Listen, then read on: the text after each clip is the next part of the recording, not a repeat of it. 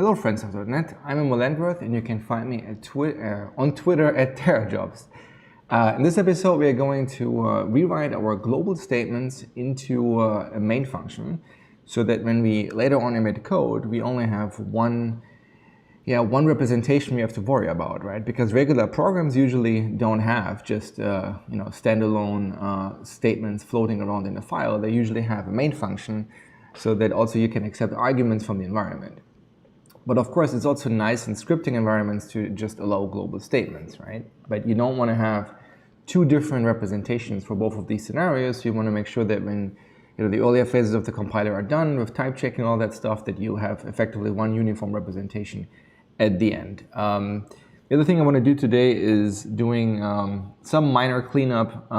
So there's this one bug in the REPL that is bugging me for a while, where when we at the very bottom, when we stop typing characters, the lines are flying by, and that's not nice. So we will fix that one because that's keeping me annoyed, so to speak. And then we also will have to introduce this notion of an is script kind of mode, because the other thing we need to think about in our compiler is that right now we accept global expressions effectively, right? When you say 1 plus 2, in a REPL environment, you want to just evaluate the expression and print the result back, right? But in the context of a regular program, if you would find a file that just has the text 1 plus 2 in it, you probably want to generate an error, because floating statements that just compute values that are not going anywhere are usually bugs, right? Because you want to assign them to a variable, right? So we will start blocking some sort of expressions unless we are in a script mode or in a REPL kind of context. The other thing I want to do is, in order for us to make the lowering possible into a main function, we need to have some notion of what the return value of a script, right? Because as I said, when you enter 1 plus 2 in the REPL somehow has to return that value to the, or not the REPL, but the compiled program has to return that value somehow to the rest.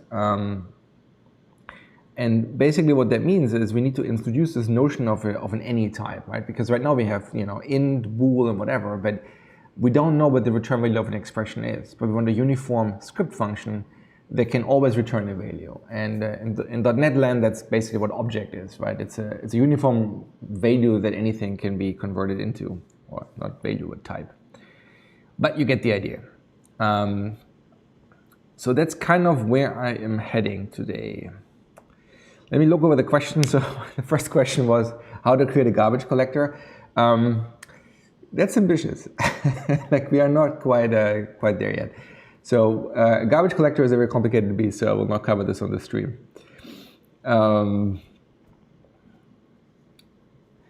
Yeah, somebody says the devil on building GC is in the details. It's one of the most complex parts of the CLR.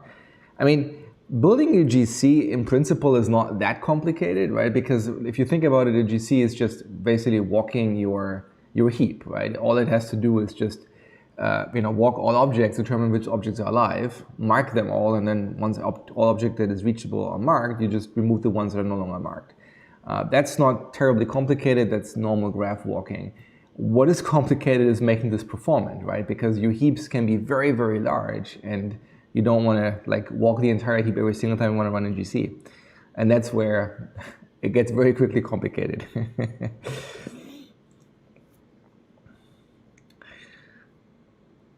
Yeah, so somebody's talking about J, the programming language by Jonathan Blow. It's a really nice language. If you've never seen Jonathan Blow on YouTube or Twitch, you should definitely check this out. He's a game designer, game developer. He cares about high performance stuff, and he normally writes in C and C++, but he hates both with a passion. And so he wants to have a new language that is better than that. And his language is interesting because it combines some of the ideas that we have in modern languages with reflection or other things, but he calls this metaprogramming, where he is able to evaluate code that you've written in your actual source code at compile time, right? Similar to how templates work in C++, but in contrast to that, it's actually written in the same language. So think you have, instead of saying pound if, you can say pound run and then give an arbitrary expression or function. It's super, super cool and interesting project to follow for sure. And in contrast to me, he's actually trying to write a production compiler. So that's the other thing why it's worthwhile checking out. I'm just toying around here, but he's he's actually kind of serious about it. Or not kind of, I mean, he is serious about it. All right, so then let's just jump in.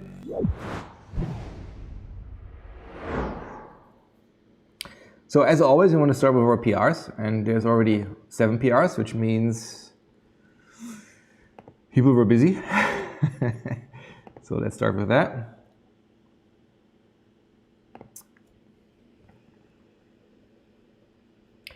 Fixes to meta command handling. Use generic get custom attribute method for metadata command detection. Meta commands work on both static and instance methods. Change error message for meta command usage to reflect how the command is actually invoked. Remove comma before. Yeah, good point. Compilation get symbols method also yields built-in functions. Ah, nice. Yep, good catch. ls and dump commands work with the built-in symbols even if the submission history is empty by using an empty compilation. Nice, that's also cool. Dumping a built-in function writes only its signature as there is no body to dump. Very cool stuff. So let me look over the code. Using reflection binding flags. Are there any other binding flags?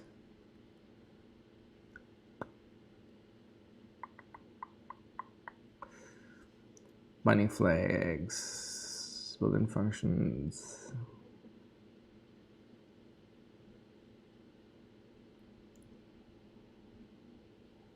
Yep, that is nice. Public static read only, compilation, empty compilation. Yep.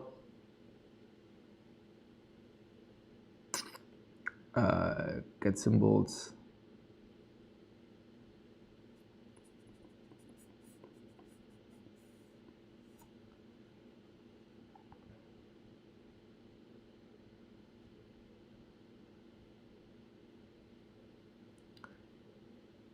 Yep, that makes sense.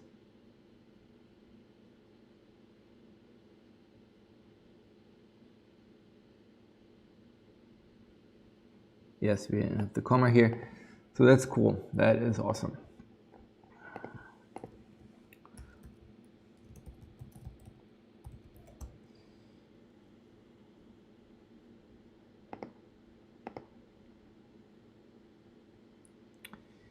Boom, boom. Makes the help command also print out the parameters of a command. Changes the output of help to dump function name, load path.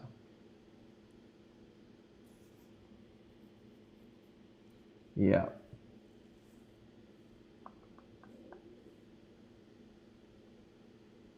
I think I like it. The formatting is a bit odd, but that's always the thing with these kind of things. You need to decide what to do.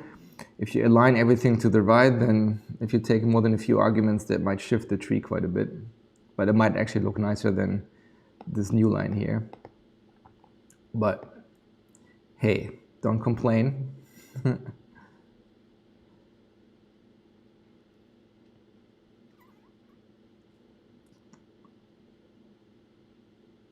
Yeah, that makes sense to me.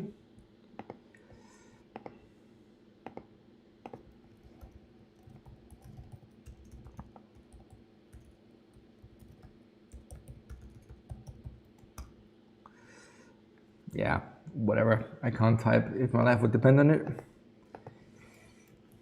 But all good.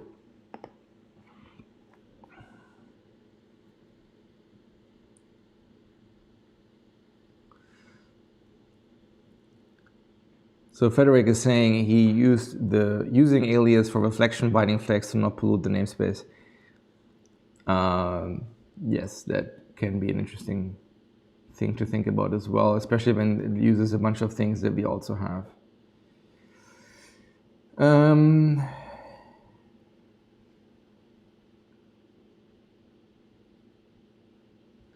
The field loading submission is assigned from the non-static method load submissions.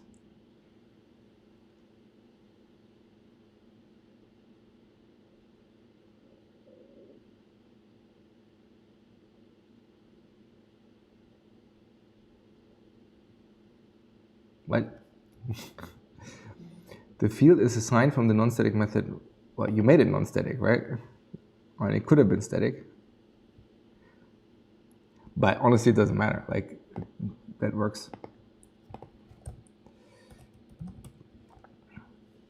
In the long run, we might actually need instant state anyway, so. No conflicting files. All right, so let's do this.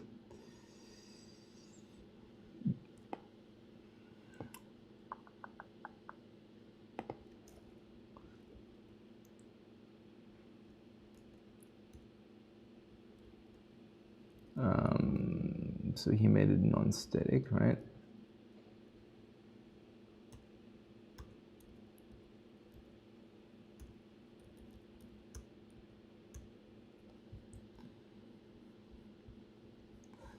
Boom, boom, boom. This web UI is a little bit on the tricky side. Here we go. Markers resolved. Come on.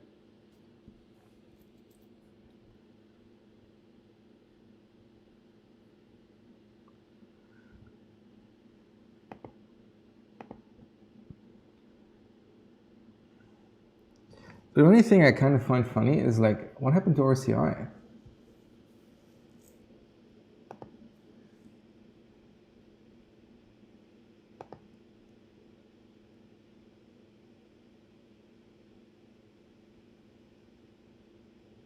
Okay, CI is running. Maybe I just didn't see it.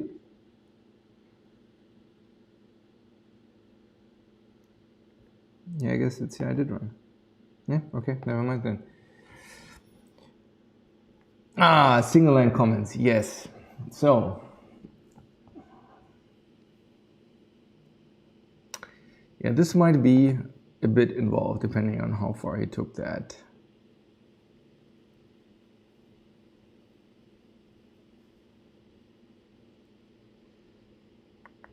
Okay, this is just tests. Trivia. Yeah, so this is the kind of stuff where that is more on the complicated side. So I'm not going to merge that today because depending on where this is going, this might be quite involved. Yes, so basically, in case you're curious, so there's this discussion here that I had with somebody. Let me click here.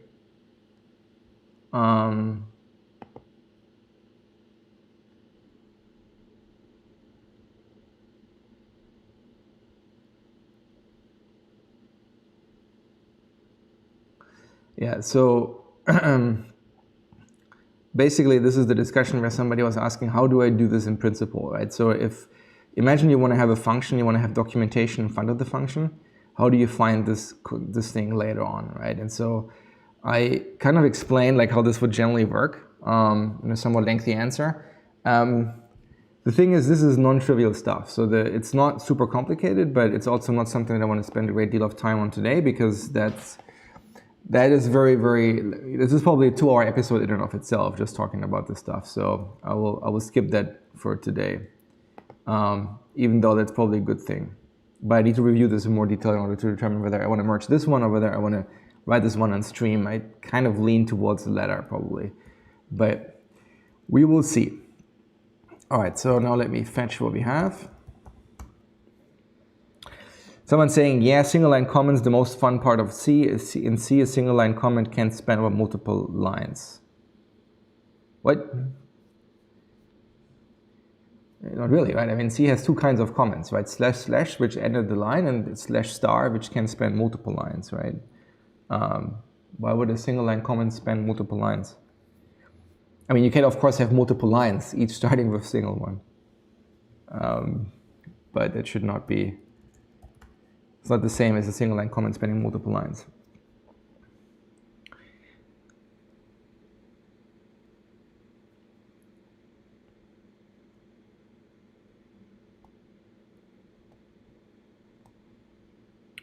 All right, so now we pull all the stuff down. And it's happening. Build is happening. All right, so let me check my camera because last time I had some issues where my exposure would just drastically change over time. Here we go, slightly better. Maybe even jump it slightly more.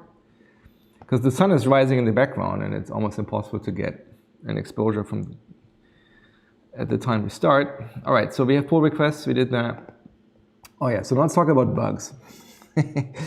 So let's run our REPL, because we're at the bottom of the screen. And now as you can see, as I'm typing, this shit is happening, right? And that's clearly not what we want, right? That is not a professional REPL, right? This is amateur hour, right? From the start, right? So we don't want that. So why is this happening? Well, if we go in our REPL, let's find out what is happening here.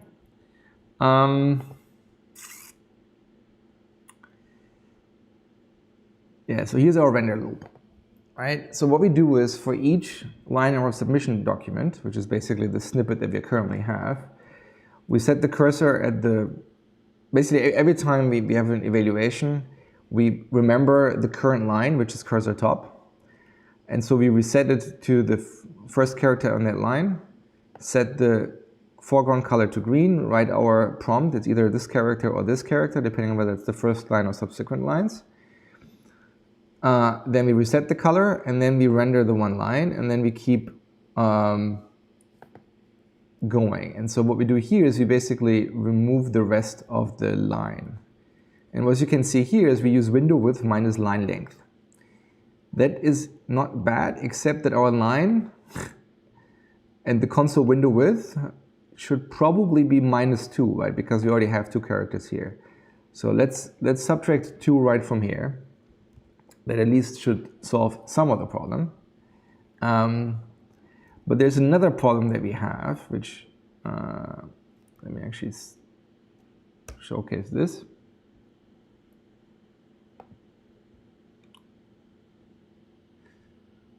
Okay, so this is of course now not what I want. So let's go all the way to the bottom. Yeah, and then use the right command.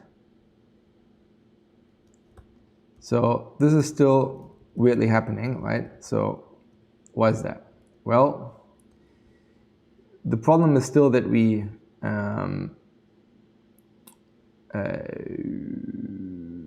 what is the problem here? The problem, I think, is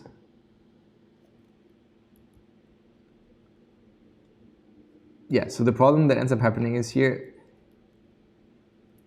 the way Windows works, and I think this might be different in other operating systems, if you put contents in the bottom right corner, it will automatically scroll forward. And that is slightly annoying. So one thing we can do is we can say, well, if we are on the last line,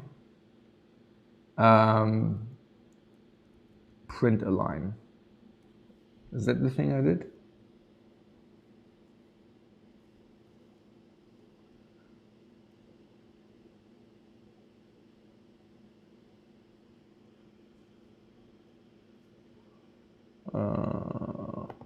Actually, I think here's the same problem again, right? Number of blank lines. No, that's just if we made fewer lines, we have to overwrite the previous lines. No, I think this is it. So we would say if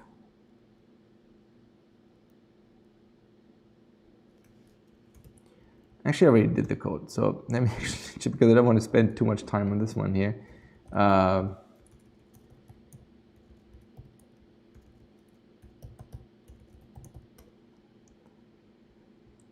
Here's my little branchy thingy.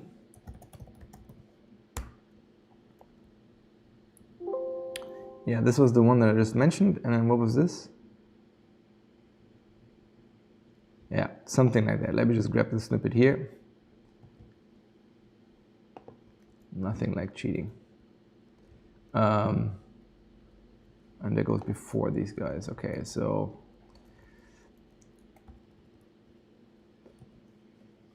what is happening again? So we say when we cursor top at line count, so if you're on the last line or after that, then we set it to the previous line and we start writing lines and we decrease our cursor top, right? So basically we scroll logically up. Yes, that's exactly what we do. And so then we have to make this long read only because we modify it. And this should fix the problem.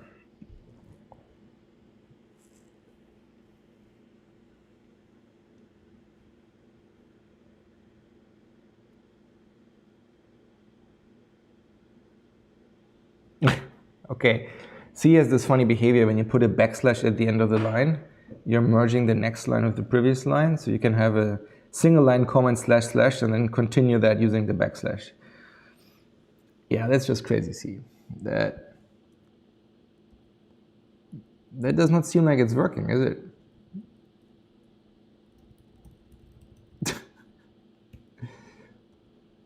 At this point, I'm wondering, am I editing the right file?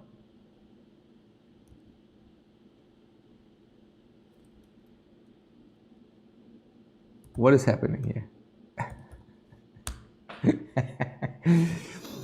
So much for we are fixing this bug. Okay, so this is in principle working if I'm here, but for some reason if I'm down here, it's not working.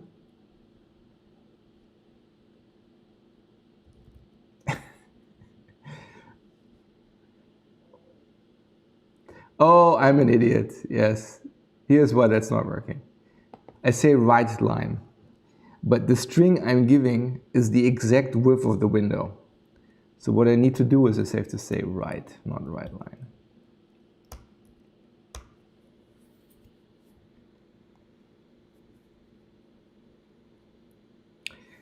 Oh my God, I can't believe we have this bug finally fixed.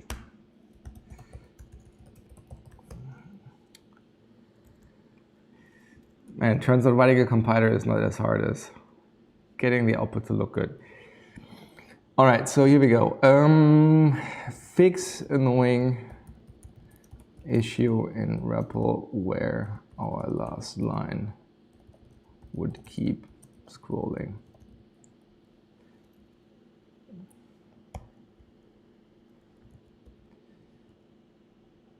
Oh no, I made a mistake. I could put it on the wrong branch.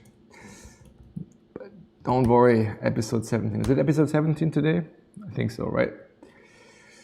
All right, we did that. Now we say git push. Actually, no. Let's do git pr create. In case you've never used the GitHub CLI, it is awesome.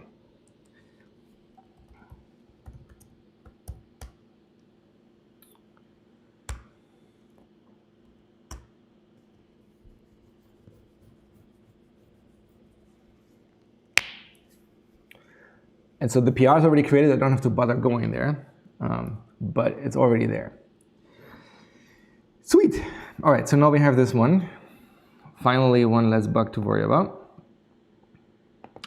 Yeah, there's another bug that we have in our REPL, which before we do is, let me actually go back to master for a second, and let me reset master to where it used to be. Master origin, master hard. Yeah, if only I knew how to use the command.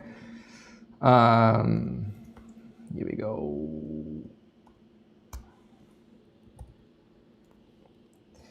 Sweet, so when we actually run our REPL, I know I don't normally have to do clear screens before I do that, but all debits die hard. So one thing that we have, let me reset this really quick.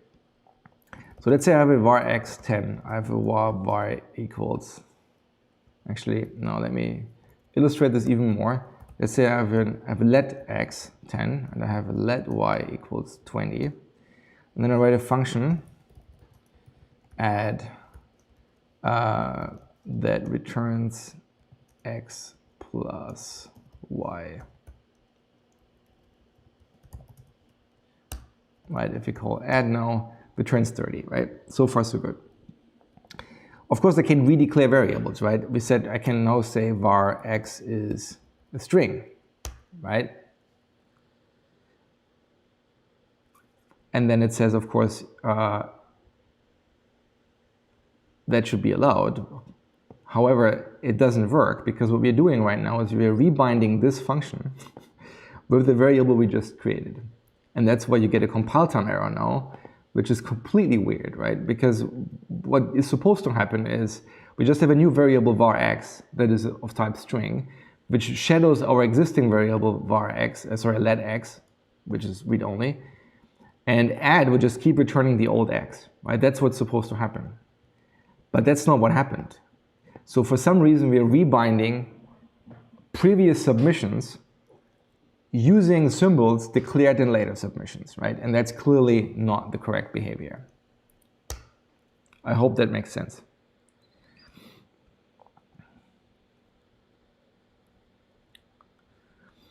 All right, Stefan said, or Stefan, I guess, said, would like to see you doing comments as well, so no worries for not merging my PR. All right, that's cool. We will definitely tackle comments.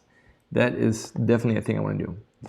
All right, so now let's see what's happening here. Why is this bug happening? So what ends up happening is we go to our binder, remind ourselves how that works. The funny thing is you may find that I'm explaining stuff, but what I'm actually doing is speaking aloud to myself to understand what's going on here. So the cool thing with streaming is you can talk to yourself and not feel weird about it. So let's do that. So first of all, our binder is two-phase, right? So first we bind the global scope, meaning the function headers and global variables, and then we bind function bodies. And so the global scope seems reasonable, right? We create a parent scope, which is basically all the previous submissions. Then we go over all the functions, then we declare them. Then we go over all the global statements, we bind them, and then that's the end. Bind program is basically now iterating over all functions and binding them with the global scope. And here's where the bug is, I believe. So here is, so what we do here is we say we have a while loop where we walk all the scopes, starting with the global scope, and we rebind everything. So that means we're rebinding submissions, previous submissions, which is weird because when we bind them, where can we see this? Parent scope. Yeah. So we rebind earlier submissions, but we're using the scope we created for ourselves, right? So it means we bind the earlier function with the scope from the current submission, which makes completely no sense. So for some reason I did a while loop here, which is not the right thing. So all we have to do is drag all the stuff one layer up.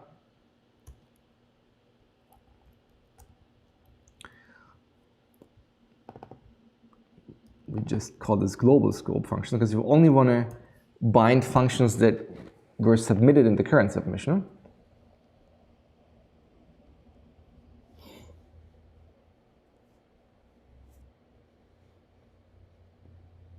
And this might be it, for all I know.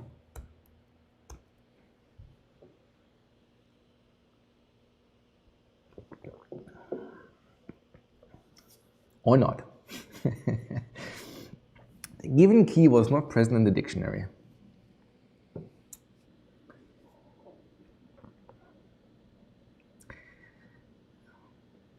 The given key was not present in the dictionary. I thought we fixed this bug in .NET Core, did we not?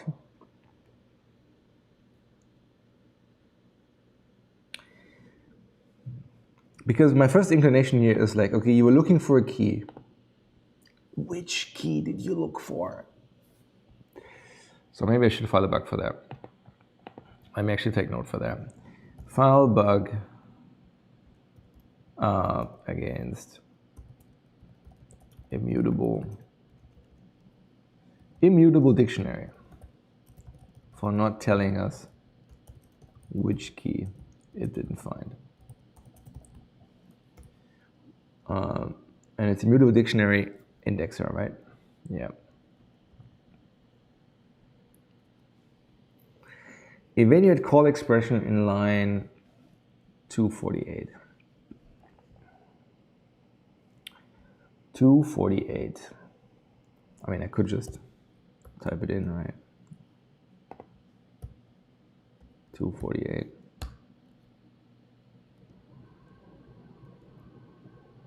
What?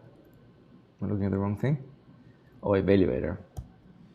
Evaluator. 248. I see. So we try to find the function body for the function.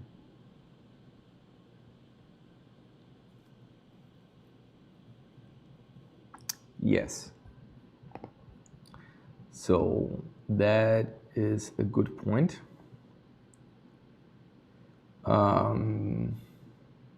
So the way this works currently is our program has a function bodies, and the function bodies is a mapping from function symbol to a bound block statement, which is the function body. And that is, when we call the function, what we are effectively running with. So there are two options we can go after. I think what we should do, we clearly don't want to add them to the bound program because it makes no sense to have all earlier submissions part of this program. So I think this is correct. I think this might be an instance where we actually want to change the evaluator itself. So in the same sense that we have a dictionary from this, we also have a dictionary from function symbol to a bound block statement, let's say, and we call this functions.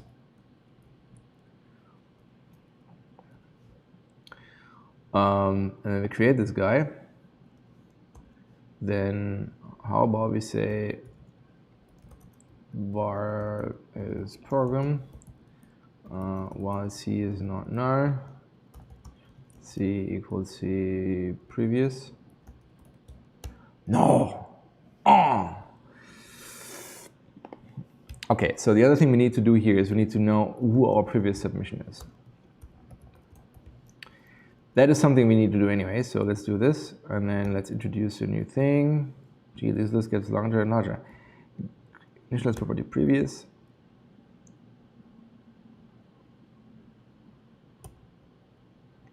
Right, that seems reasonable.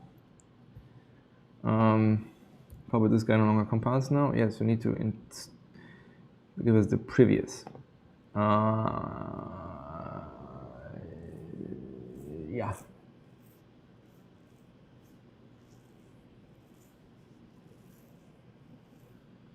That's fine. Bound program previous.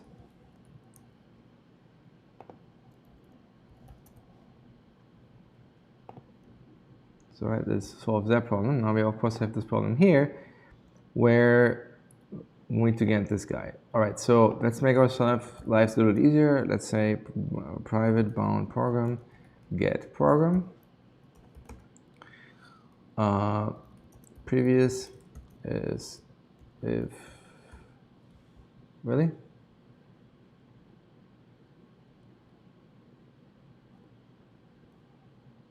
Oh, I guess this one. Okay, fair enough.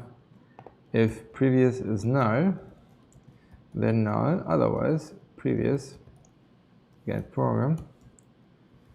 And then we just say return.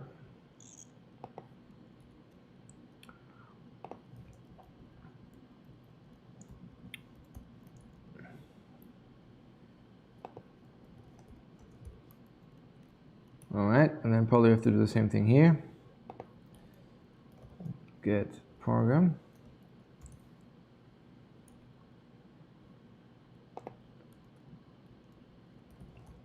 Get program.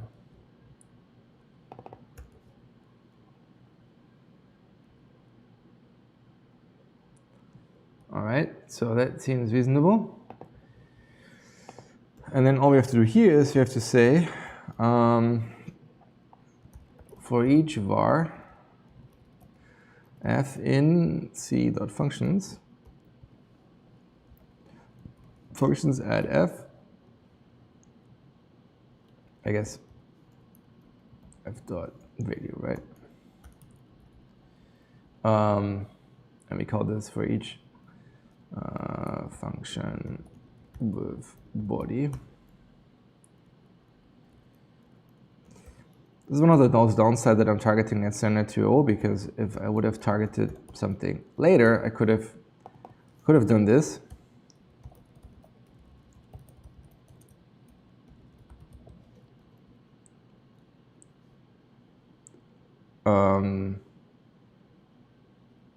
What's the problem here? Yeah. Because it's a key value pair will automatically decompose, but unfortunately we don't have, or not decompose, deconstruct. Decompose sounds bad. We had that discussion. So we call this function equals key body,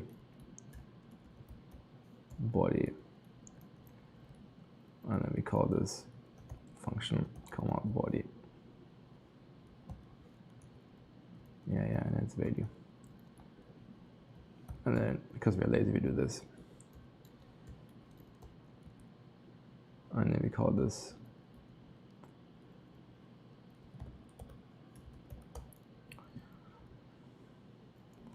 and then we use this one instead of what was it, 248? Yeah.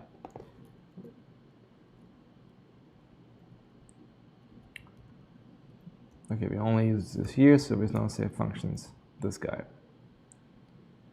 Right? What are the chances?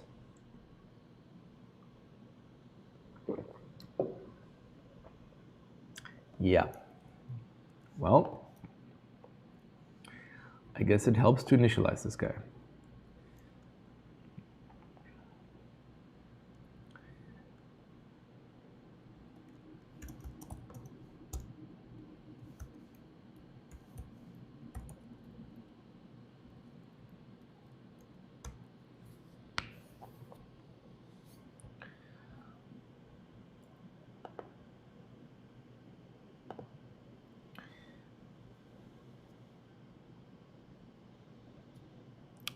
Could I reference the tuple, the value tuple NuGet package? I could.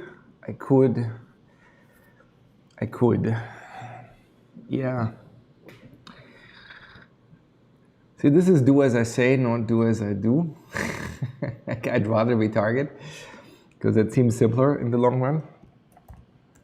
But yeah. All right, so this is working now. And it also prints the correct result, right? No longer crashes. But let's, for good measure, let's redemonstrate this. So we say let x equals 10, let y equals 20. Function add. Return x plus y. And now I can say var x equals string. And this one still returns, right? So yay for correctness, right? Always good to be correct.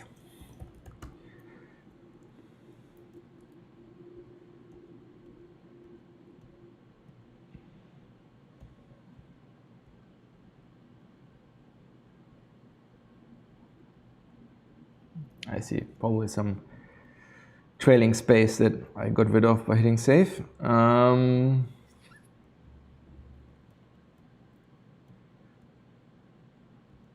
Hell yeah. All right. What do? We said ensure that we don't rebind functions from previous submissions.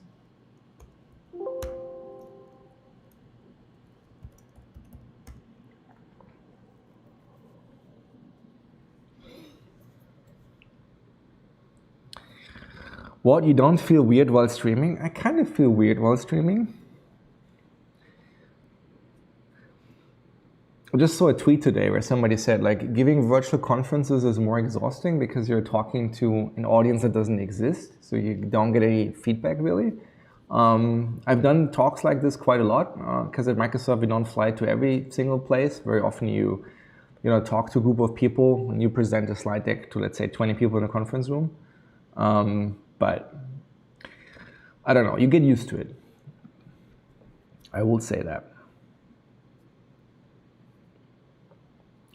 Does print or any other built-in work?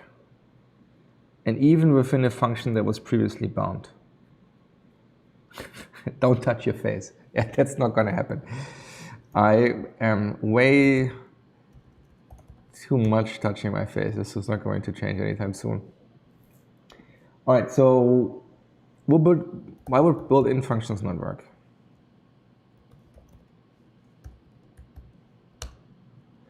Because built-in functions are not rebound, right? They're just magically replaced when we execute them, right? And the Sumba chain is still working the way you would expect, right? So we see let x, so we see let y, and we see var x.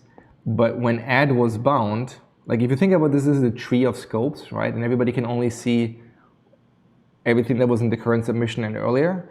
But if later submissions, shadow things, then you no longer see them, right? But like the add was already bound against the y that against the x that was an int, right? So stuff just keeps working. And since we haven't shadowed any print or R&D or input functions, we can still see them and call them. Now, of course, if I now declare a function print, right? If I say print actually returns an int, and it returns 42 because why not? Then this happens, and if I say now print, test, then that's not going to work anymore because now we have a print function that only takes 0 arguments, right? So this is how function shadowing works. Now, is that a good model? I mean, I don't know, but like that's how all programming languages work, right? They all have shadowing mechanics. Most of them have overload semantics as well. So if I declare a print function that takes no arguments, I can still call the one with one argument.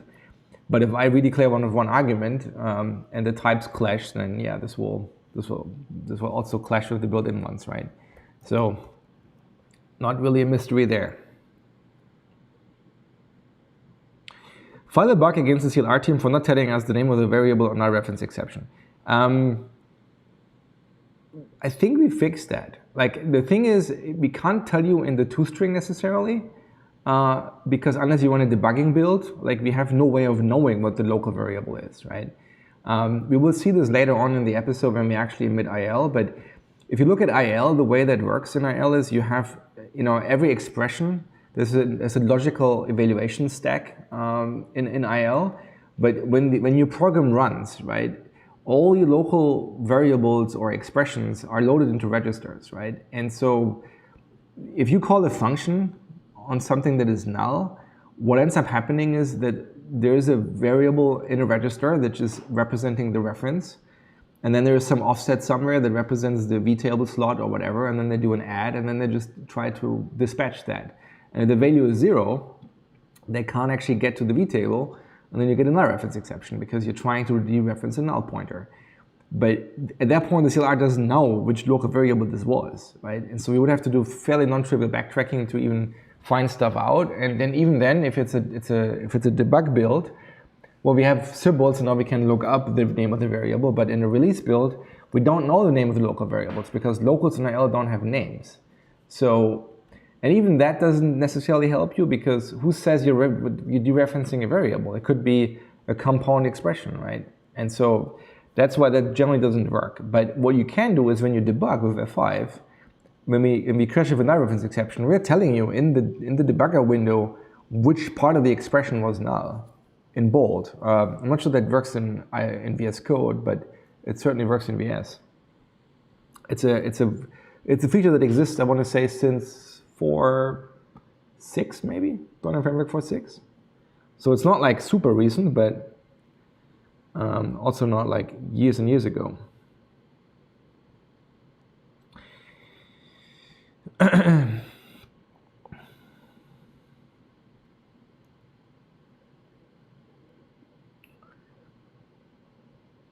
Will it show 2x variables then? No, I mean, like if you look at the print right now, we only see 1x. And the reason we only see 1x is because we wrote the code like that. We basically saying if you already returned an x, we're not showing you the earlier x, right? This is our, in the binder we have this thing called get symbols, where we are basically walking our submissions, right? We say submission, we start with ourselves, and then we walk ourselves to previous ones, and then we just walk over all the variables. But what we do here is we have a hash set and say, if we already have seen the name in later submissions, we omit the symbols from earlier submissions, right? So that's why ls only lists us the x. And in the binder itself, in the binder variable, it works very similar, right? If you say bind variable expression,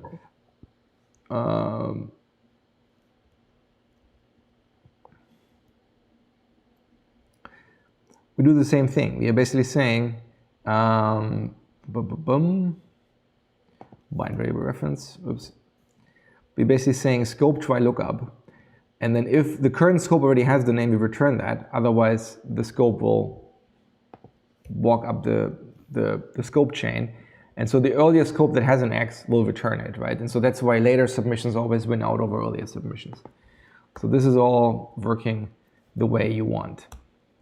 So now I lost track of where I was going with that.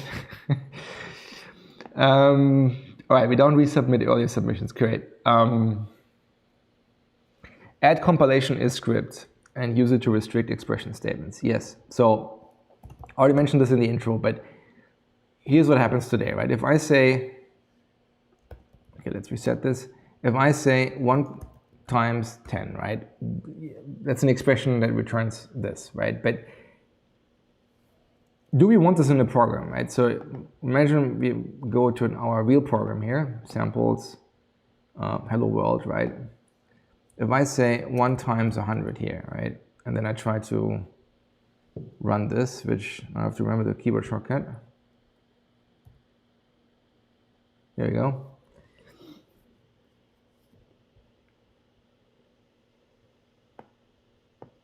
Then that no longer works because we broke our tasks last time and we renamed stuff.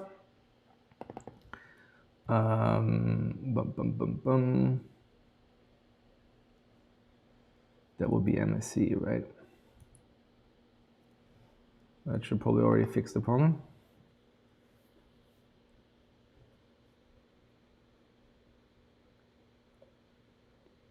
Yeah, so I can do this. And then we just print the value 100 because we have a loose expression here, right? But that's not necessarily what we want, right? In a real world program, you don't want expressions that are standing by themselves, right? And so the way C# works is, you can actually see this in action. Let's just go to a random file and let's say 1 times 100. You get this error message here that says only assignment, call, increment, decrement, await, and new object expressions can be used as a statement, right? And the intent basically here is to say only expressions that have side effects are allowed, right? Things that are pure, all you do here is heat up the CPU, right? There's not really any point in doing that. And so we want to do the same thing. So of course we can already restrict expressions, but then it stops working in our REPL, right? So we basically want to have 2 modes where when we are in the REPL, in the script mode, then we want to say this is allowed. If not, then it's disallowed. And so the way we do this is we start with our compilation again. And let's first change one thing here, which always bugged me the wrong way. And that is our layout here. So we have a public constructor right now, and then we have this notion of a previous submission, right? What I really want to do is I want to replace these constructors here with factory methods, and then also get rid of this guy here in the process. And so what we will do is we will say there's a public static compilation create, and this one will take a bunch of syntax trees. And then we also have this other one here, which we call create script, where you can pass in compilation previous, which is now optional. And then our internal constructor here, which we can actually get rid of this one here. We would say there is one bool is script, because if we don't have a previous is null, but it's still a script context, right? So if this guy goes in, we say return new compilation.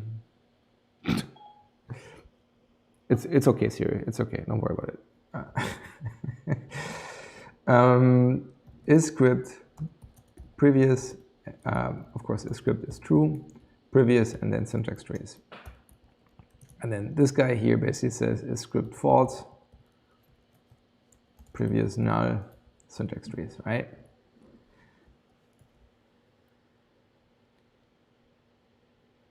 Whereas I'll continue with, yeah.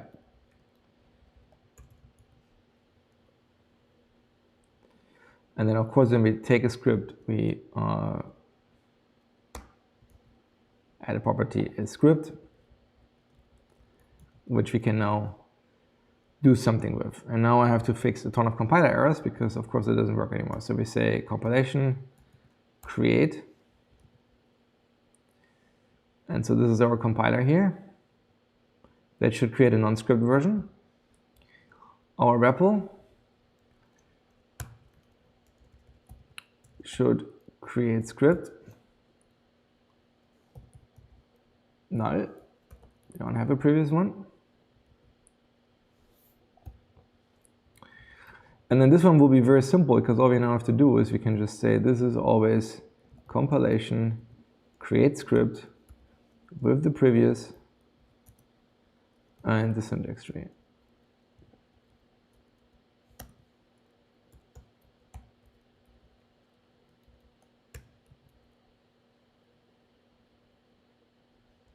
Right? Oh, because it's previous with an underscore. All right.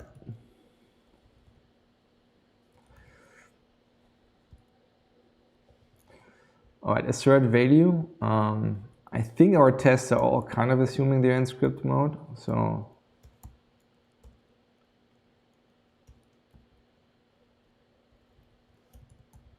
let's do that. And then that's the same here.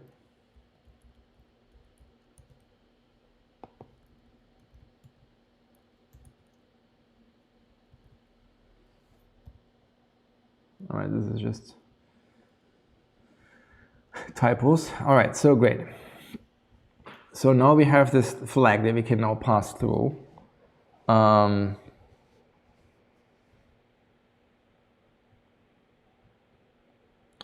found a bug in my PR. Alice will prefer the built-in before a later overridden print. Really? No, I'm curious.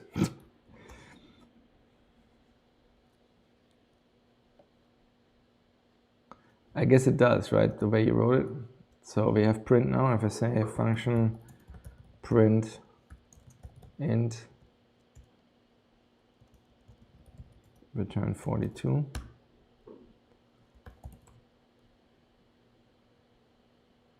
Yes, you have a bug in your PR. You're supposed to return us the print without arguments.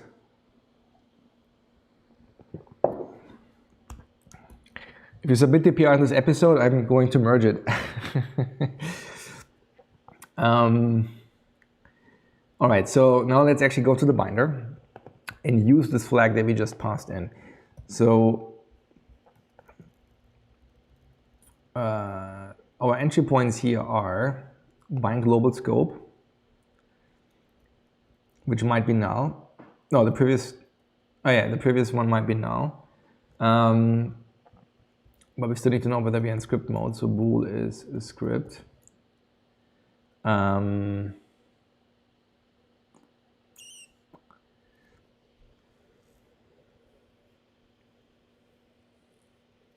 Right. So this guy needs to know bool is a script.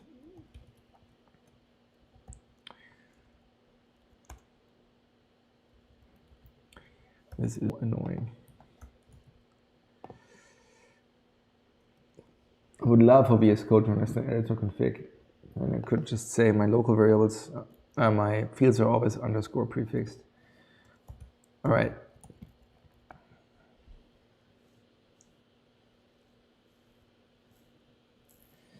All right, so now our binder knows whether we are in script mode, but we also want to handle, so here's another fun fact. So even if you're in script mode, right, if I do things like this, right, if I say,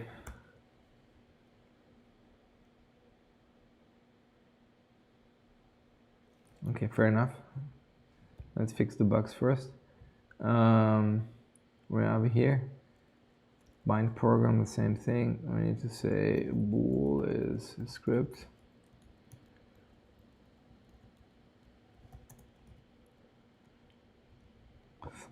And then of course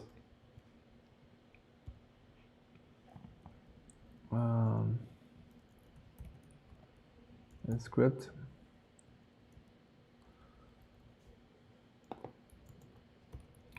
Is script. All right.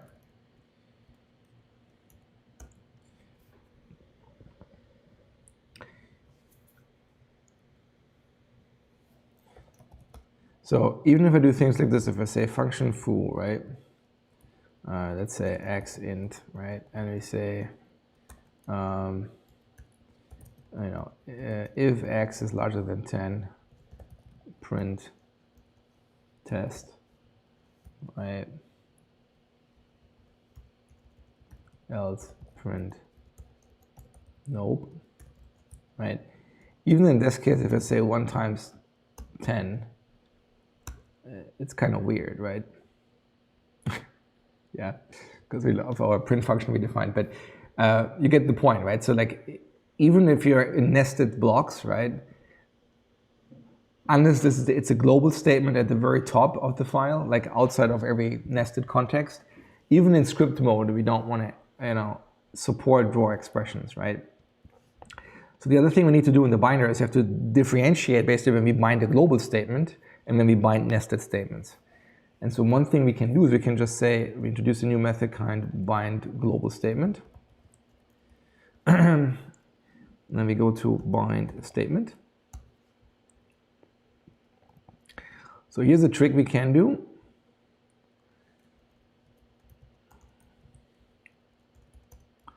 We introduce this statement here. We call this bind statement internal. This internal thing we use as a naming convention for that. Not yet. I guess we're case sensitive here. Yeah, no, we use already internal. Okay, that's what I thought. Okay, bind statement internal, and we can say bool is global equals false, right?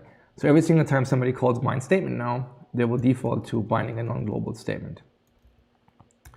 And then all we have to do here is add another function next to it that we call bind global statement.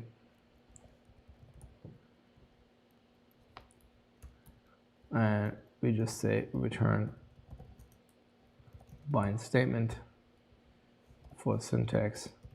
And then we say is global, is true. And then we can say var result equals bind statement internal. So now we can say var allow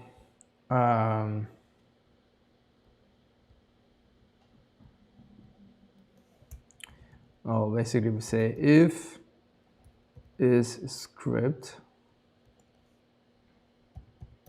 and is, so if it's not a script or it's not a global statement, then we want to enforce additional rules, right? We want to say, okay, now if var is allowed, so if result is bound expression statement, yes,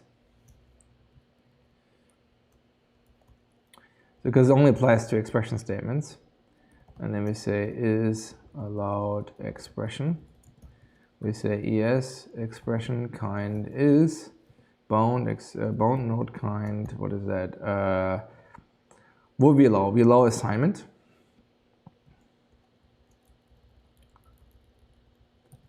And we allow calls, right? Yeah, the other thing we need to also allow, otherwise bad things will happen, are error statements, right? Otherwise you have cascading errors. So error expressions. So if it's an error expression, we don't validate it. But otherwise we say if it needs to be an assignment or a call expression. And then we say if it's not an allowed expression, then we say diagnostics report invalid expression statement for syntax get location. Probably all we need, right? And then of course we say here return result.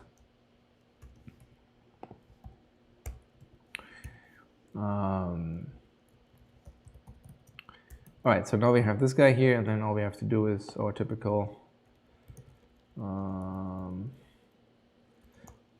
And I kind of like the error message that C# generates. So let's cheat again. Oh my god, I can't copy from a tooltip. That is convenient. That is convenient as fuck. All right, so we have this only assignment and call expressions can be used as a statement. Bada bing.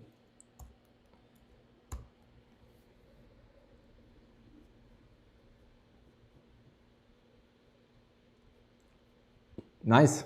Okay, so we already have this one here, so let's see this in action. And we reset this. Yep, only assignment and call expressions can be used as statements. And if we're in the top level, then it doesn't work.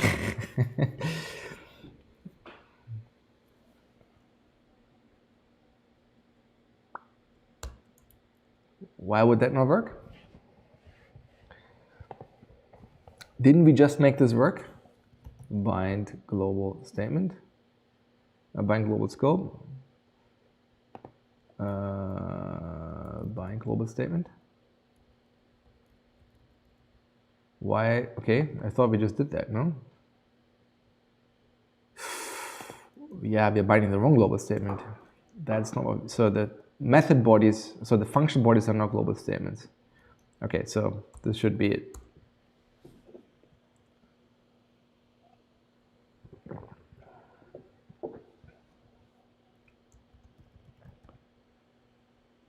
Let me copy this guy here first, because you don't want to see me type ever. It's kind of bad to have a live stream when you can't type. What?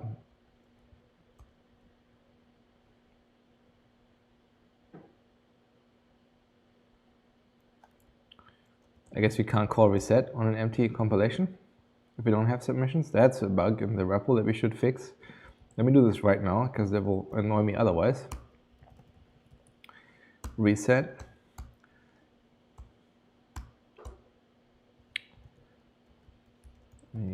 Oh, it's the wrong one. It's Minsk REPL. Actually, I can just say evaluate reset. Clear submissions. Var, yeah.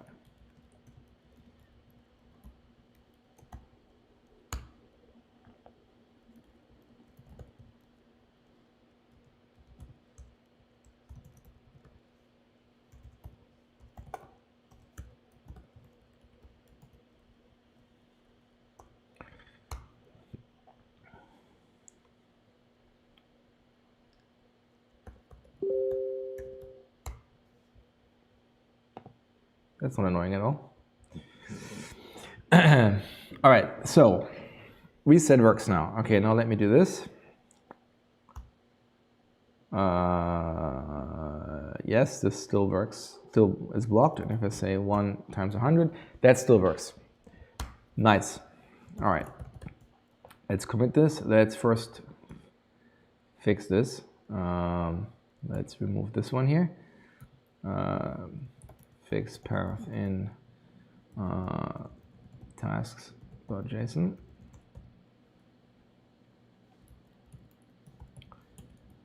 And then let's fix our REPL here first. is that?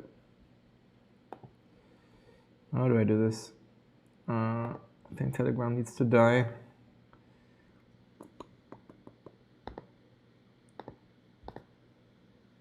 Quit Telegram. Here we go.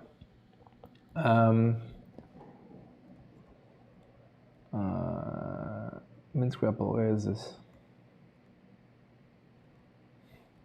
There we go.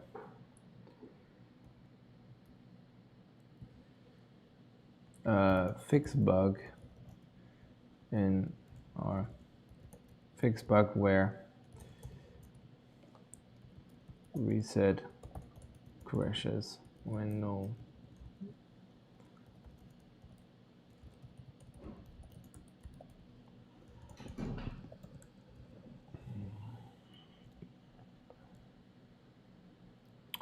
Right, so we have that.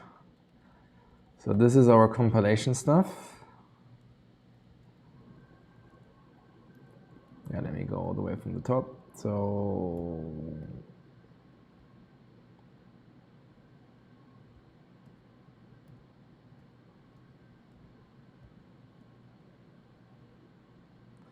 yep, this is our constructor stuff. The script.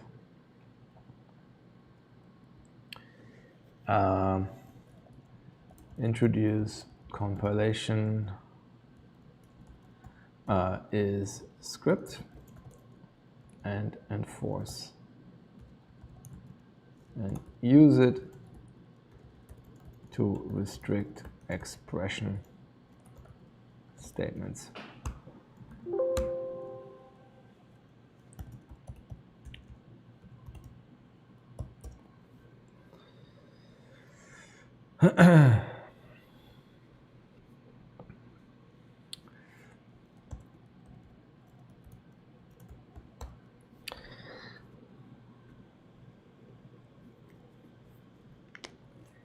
All right, it seems there's a PR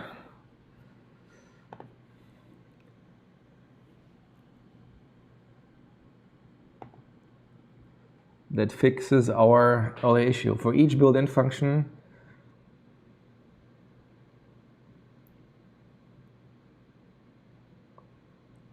yes, all you had to do is effectively reorder the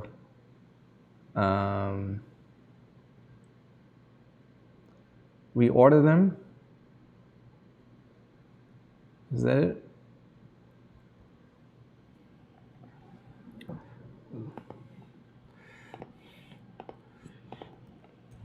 Seems about right.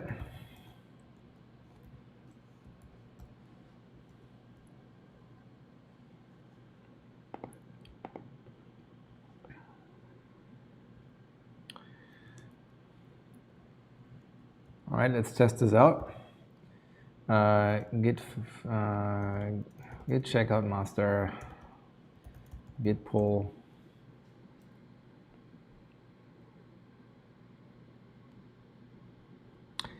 You already did that.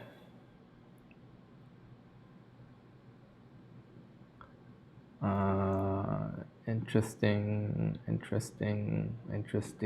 Git checkout episode 17. I did not actually see that.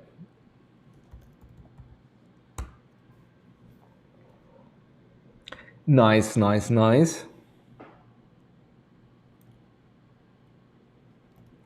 So you're saying now, if I run this,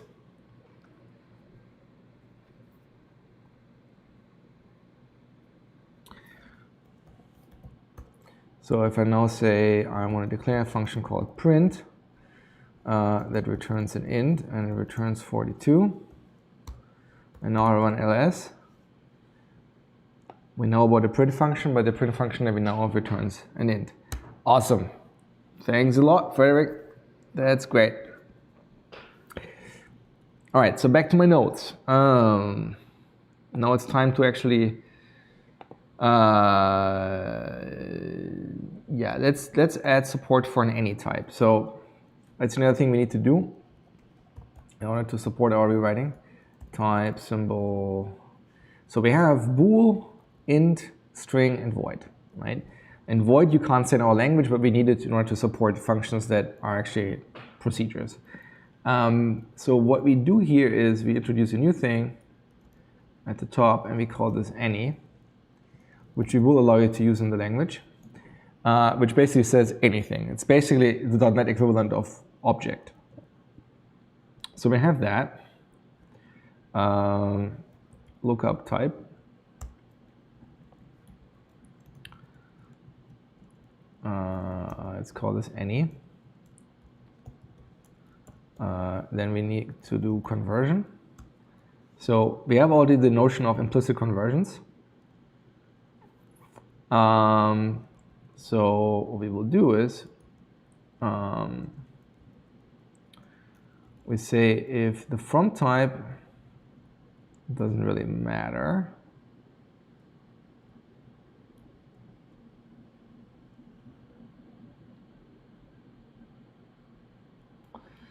I guess if the from type is not void and the to type is any, then we say it's implicit.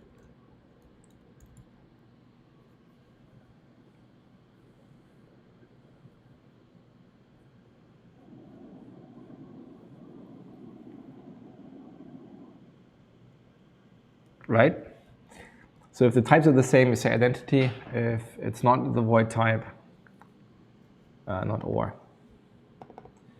And the target is any,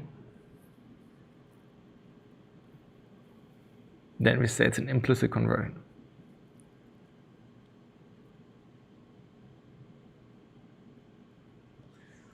That seems right. And then equally we say if the from type is any,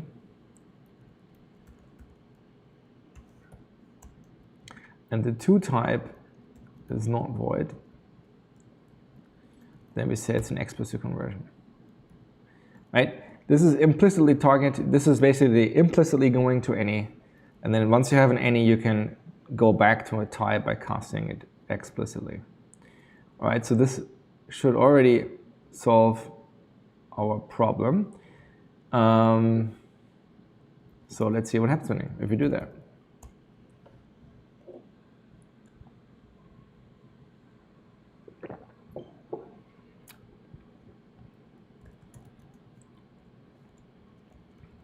So let's say we have a var x, which we type as any, and we say this is 2.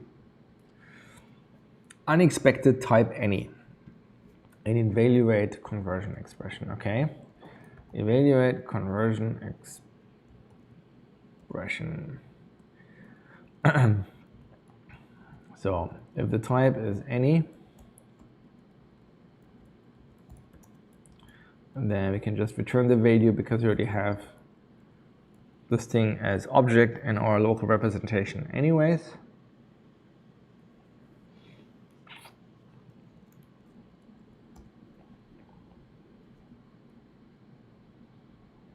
Var x any is 2. Awesome.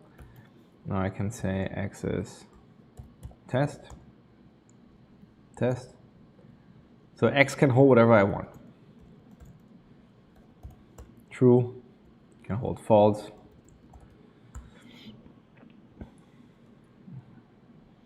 All right, so this is nice. This is nice. I think we still have a bug here. Looks like now we are scrolling all the time. But hey, better than before. Wouldn't you agree? All right, so now we have an any type. So I think the one thing I can't do is if I have a function called, I guess now I have to reset again because I want to print something. So let's say I have a function called write that takes an x of any. In fact, our print function takes a string currently, right? So we could change our print function to actually take an any, so we don't have to cast things all the time if you want to print it. That might actually be a good idea. thinking about it. But ignoring that for a moment, right? If you just say, let's have a function called, write, that takes an any. Let's say it doesn't do anything right now. I can't do this, I think. If I say write 1, yeah. Requires a type any, but was given a type int. And now you wonder why that is, because, well, we didn't make conversions work. That is true. However, when we bind a function invocation, we currently do not support conversions. So where is this going on? So we try to find the function.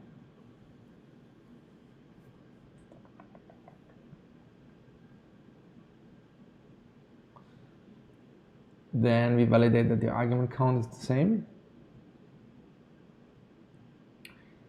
And then once we know that the argument count is the same, now we're basically saying if the type is not the same, we say wrong argument type.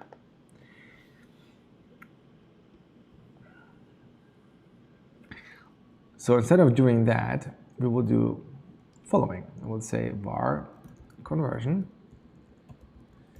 is conversion classify argument type parameter type.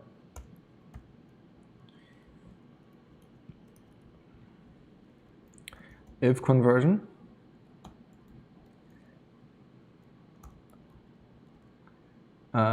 if the conversion is not in, and in fact, we probably don't want to do that.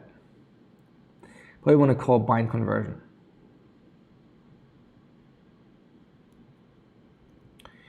Yeah, let's do that. Let's do var converted argument is bind conversion. The syntax would be syntax arguments I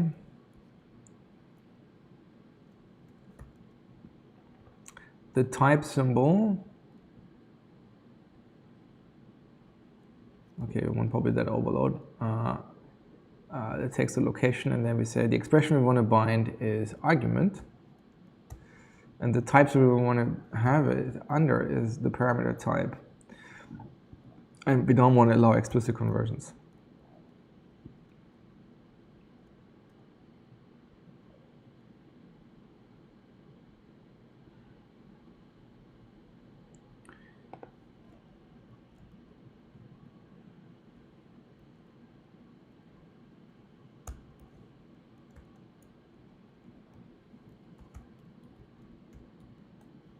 Which means we can get rid of this function here.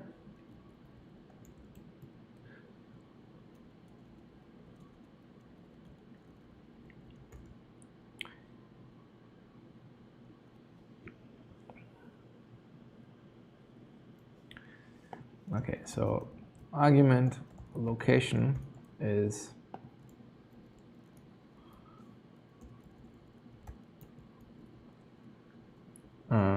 argument parameter type. Yes, and then we can just say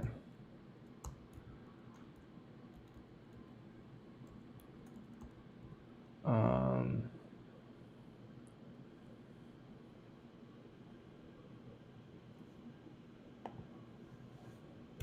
do we know that an error occurred?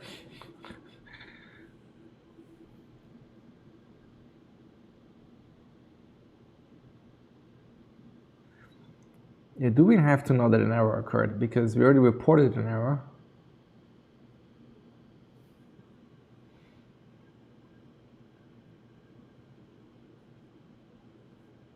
Yeah, I guess we can pretty much do, we don't have to do that, right? We can just do that, that's fine.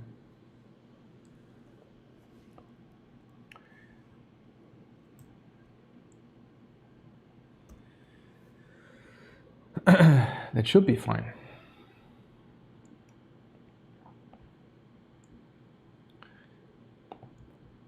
Now let's actually see, what do we have? We have a write function that takes any, so if I now say write 1,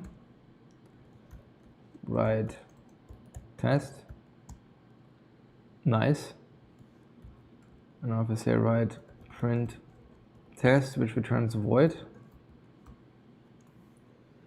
Oh, okay, then we get a different error, but that's fine because we handled already that case that when expressions don't return a value.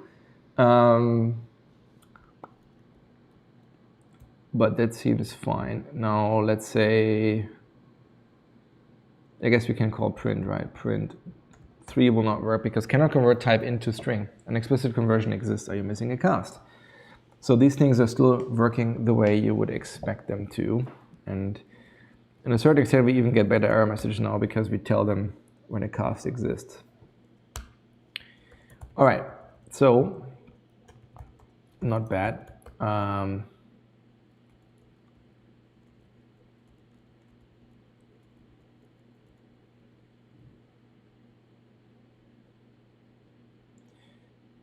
Actually, let's be nice. And let's separate these things out. So that's the first commit here is just making argument conversions work. That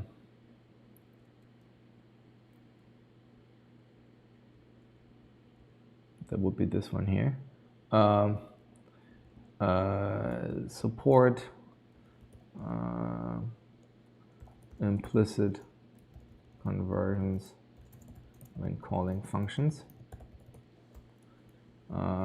Implicit, I guess, argument conversions when calling functions. Okay, and then this is our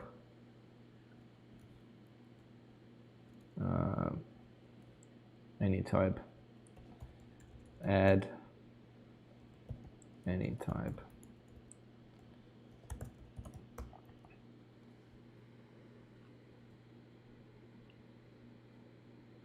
Why not use unit over void? I'm not entirely sure what the difference would be.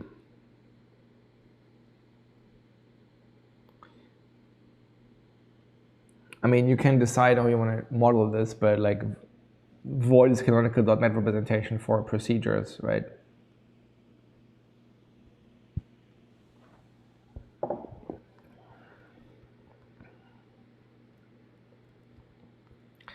All right, so now we actually are at the point where we can do what I said we want to do,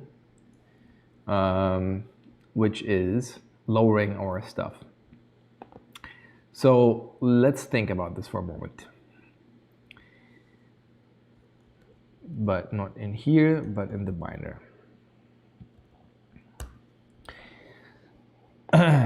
So let's look at our bound program for a second. So the way our program currently looks like, and while we're at it, we might as well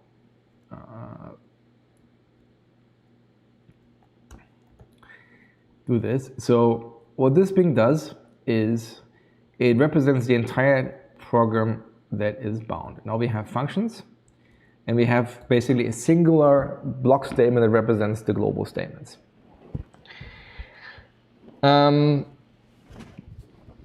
What we want to do is we want to say, instead of doing that, we want to have two things. We want to know what is our main function, and we want to know what's our script function. So what we will do is we will, I guess first before we do this bound global scope, same thing, right?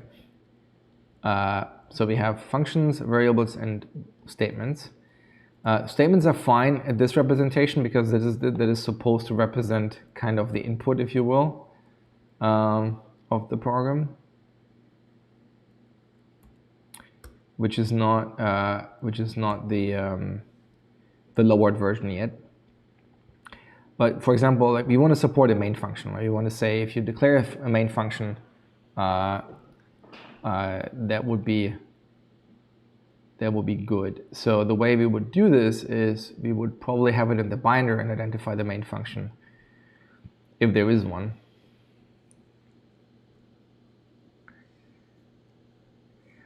Yeah, so I think let's talk about two different scenarios for a moment. I think that might be easier before I ramble my way around here. So let's look at our hello world here, right?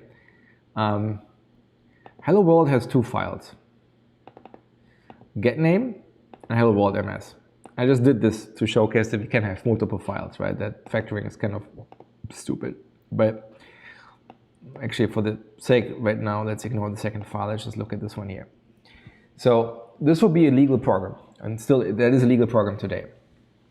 So what would that be? Well, this is a regular thing we want to compile, right? So the way we would expect this to work is you would say global statements, when we are compiling, are becoming the main function. So if I also have a main function,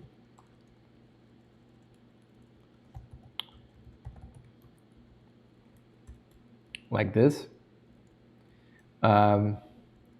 then if I have both a main function and global statements, you would say this is an error. You have to decide. Either you do global statements or you declare a main function explicitly, right? So if I don't have a main function, if this is written like this, the compiler would basically turn this into this, right? That's the idea. If we do a script, meaning like a REPL kind of scenario, we don't do a main function because we need effectively to return a value, right? And in our case here, if this would be our actual script in the REPL, we would just return effectively null, even though we can't say null in our language right now. But that's effectively what we would do. And then this would be not the main function, this would be our, our script main, if you will. So there's a script main and then there's an actual main, right? These are two different concepts because one returns a value, the other one does not. I hope this makes sense to people. I was rambling a little bit, but that's kind of what we want to do. So that means two things. So when we bind our compilation, let's start by just validating what I just said. Like either you have a main function or you have global statements. Oh yeah, the other thing you cannot have multiple files of global statements, right? That's another key thing. Because we could in principle collect all the global statements, concatenate them, and then say that's the main function. But now you have file ordering issues, right? Because statements are clearly order sensitive. But if you have multiple files with statements in them, like in which order do you execute them, right? That would not be well defined. Of course we could well define it, but it's not probably what you want. So let's start with that. So when we say bind global scope, I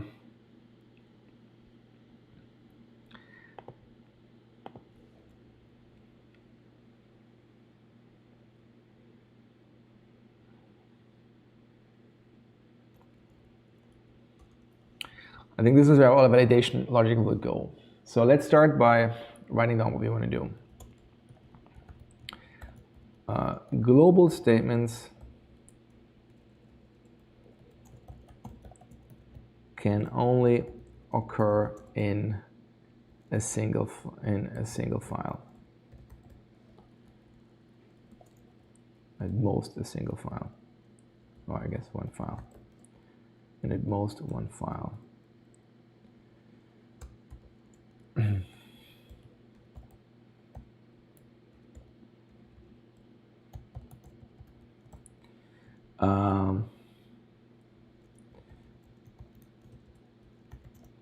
If a main function exists, global statements cannot.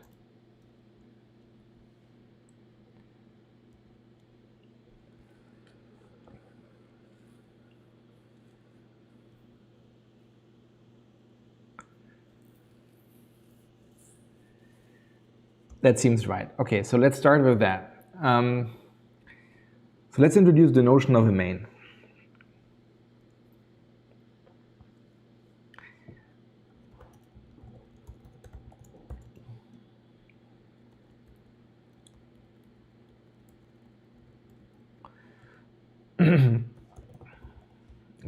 What is this returning? Immutable, right? Okay.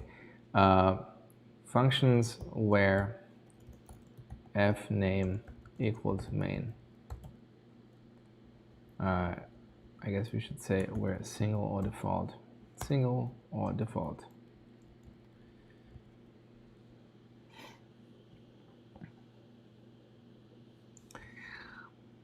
you might want to do first or default, because if we return an error, like, I mean, if you declare main twice, it would give you an error, but I'm not sure. We probably still give you both instances as the symbol.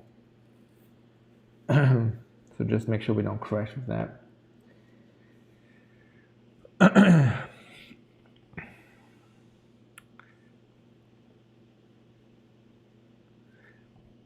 So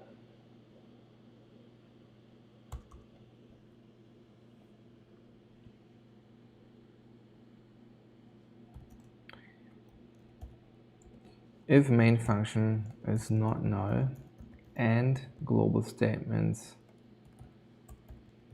any,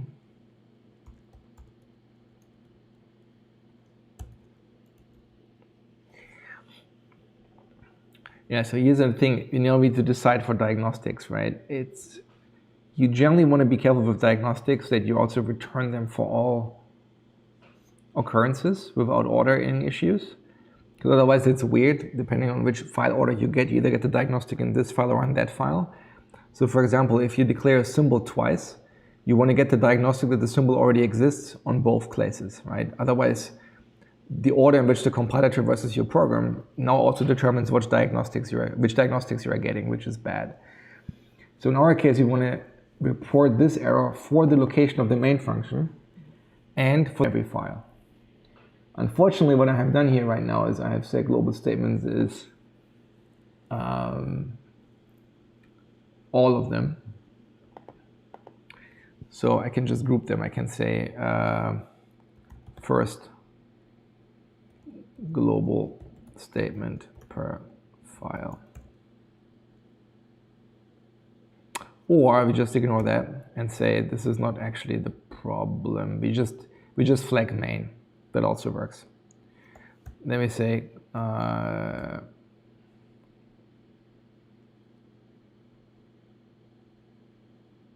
actually no. We want to do this because you never know what the problem is, right? First global statement per tree. Okay, so let's say syntax trees. Select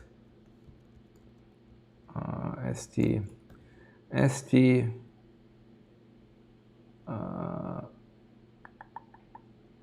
root members first or default of type function declaration syntax first or default, right?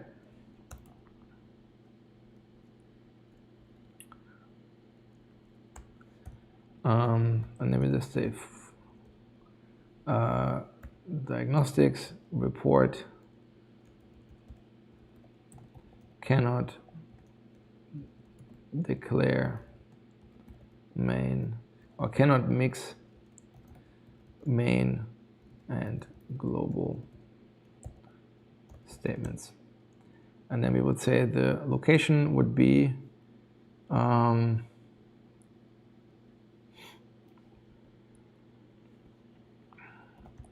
main function declaration location, and then we say for each var global statement in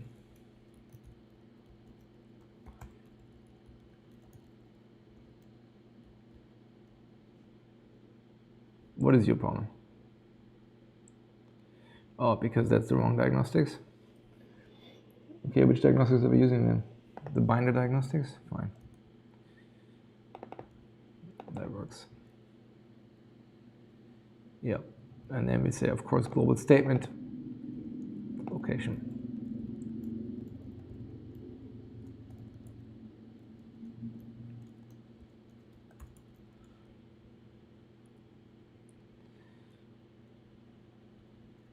All right, so then the other thing we should probably do here is return our main function as part of the global scope. So let's add the parameter. Main function, sweet. Let's add this guy here. That's nice. Let's go to our compilation, and same thing here. We say, we expose it.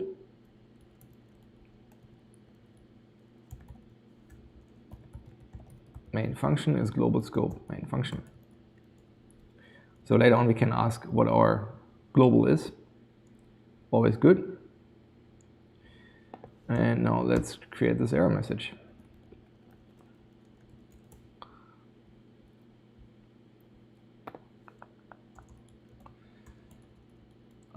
Public void, and then same thing.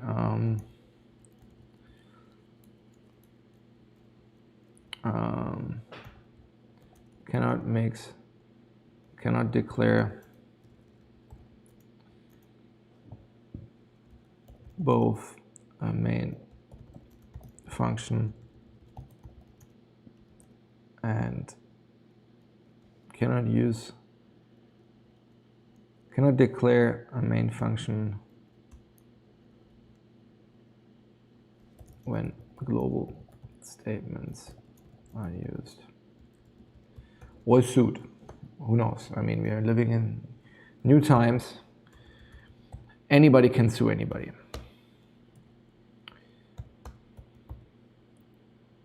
I guess that's actually not what I want to do. I actually want to go here because that's something that I want to test with the compiler. So now we can go in our, oopsie, hello world. I can say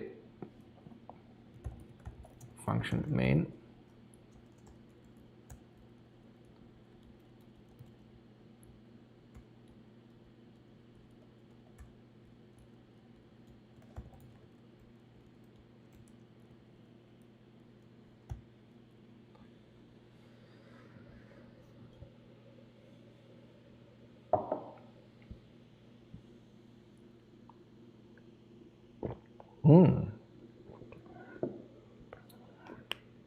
That's not good.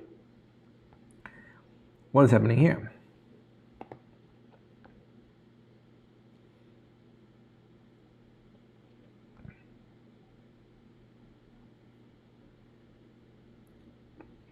What? Our diagnostics have an invalid text? What is happening?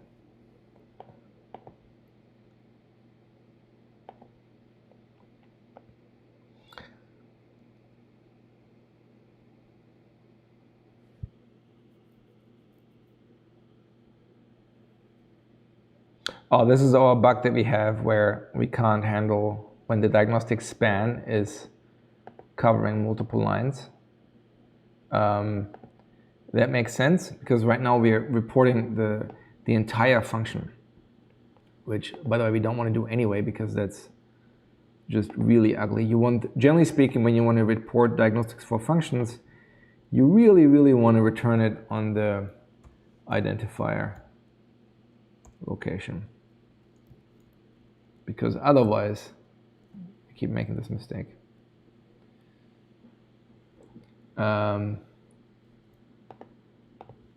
Yeah, see this here? This is not what we want.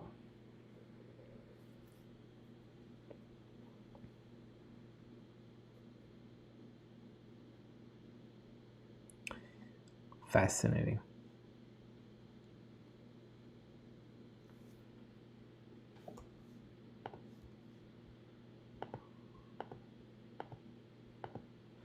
Also, why did we report this error here on the getName method? What are we doing?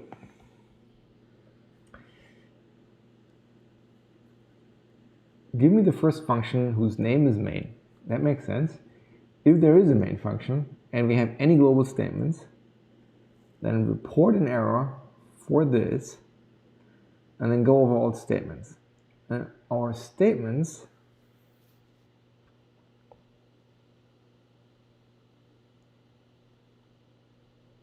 yeah. It would help if I could type code, right? All right, let's try this again. Now we should get the magnifier. No. We should get this one here. Nice. Bind global scope. Inline.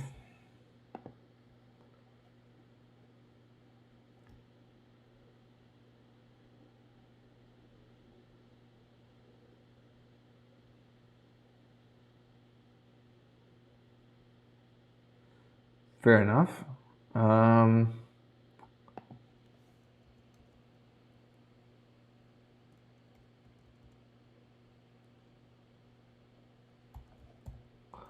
Where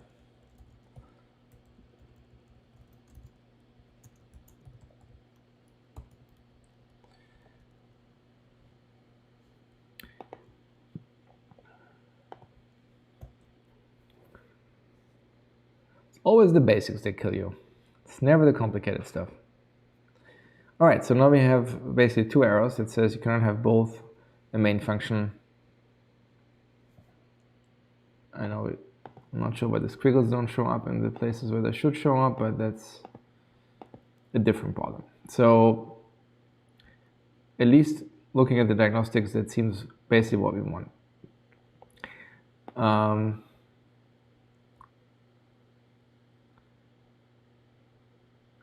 For good measure, we should also validate that our main has the right shape, which wouldn't be that hard. We should do this here. We should say if main function is not null,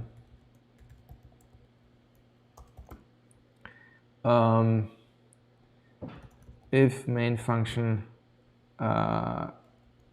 parameters any, so if main function type is not type symbol void, or we have any parameters, then we say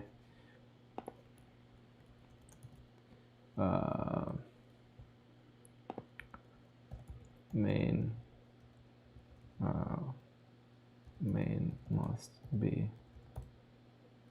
must have correct signature.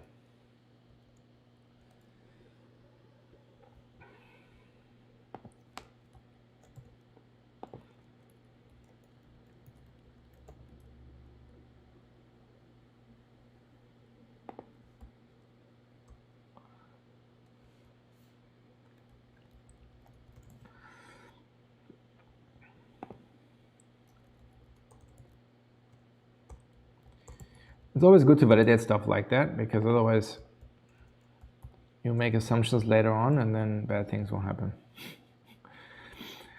All right, so we say main must not take arguments and return void, and not return, must take no argument, must not take arguments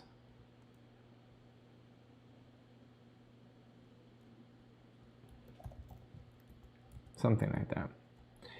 And then of course we should in the long run support other things as well.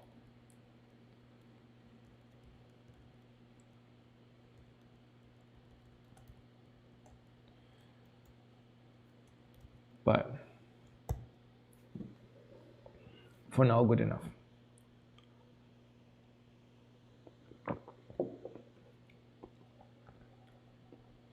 Okay, so that's right.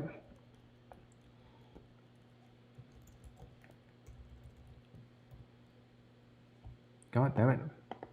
Keep launching the magnifier.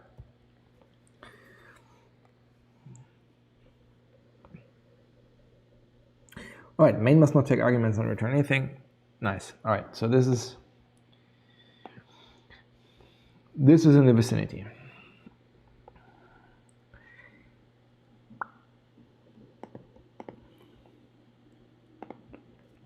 So what else do we have? So this one is checked. No, this one is checked. So global statements can only occur in most one syntax tree. So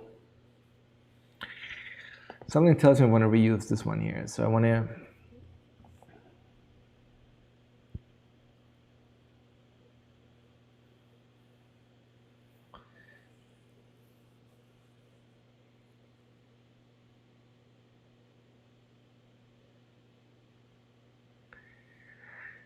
yeah.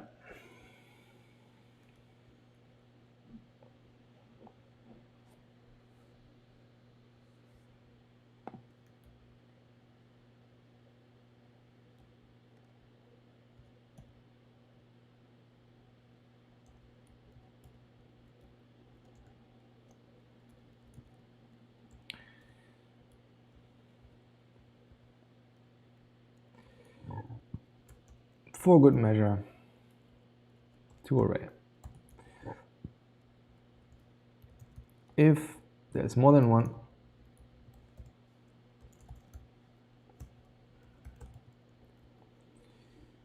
then we say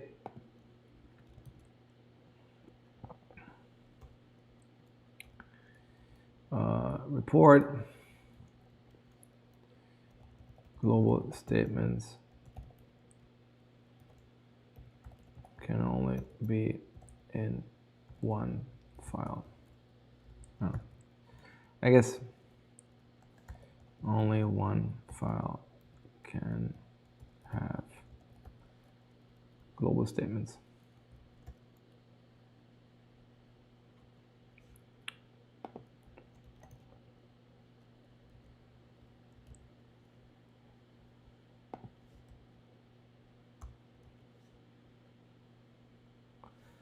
Right?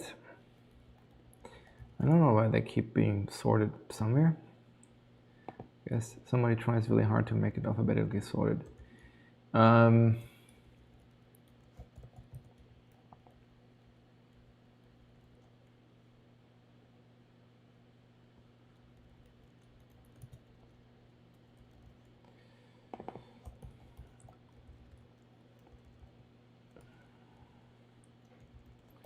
Only at most one file can have global statements.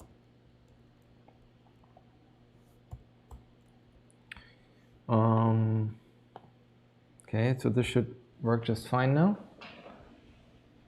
Well, except for our main function.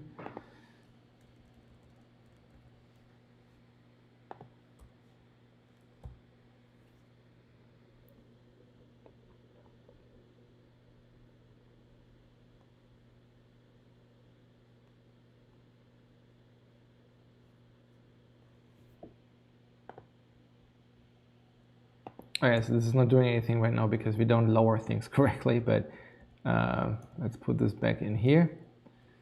And let me go in here and do something bad. Let's say print get name. And now we run it. Now we should get an error that says something to the extent of at most one file can have global statements. And we fail on this side here, and we fail on this side here.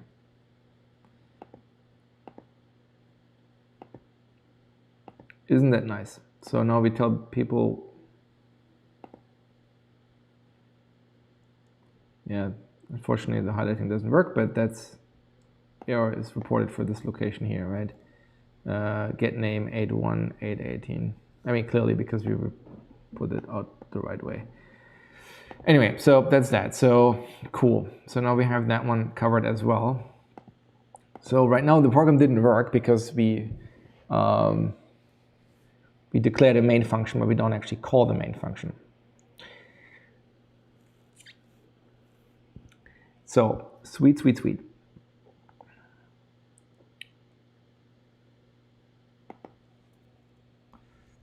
And then we say cannot define, I guess, check global statements, check for main with global statements.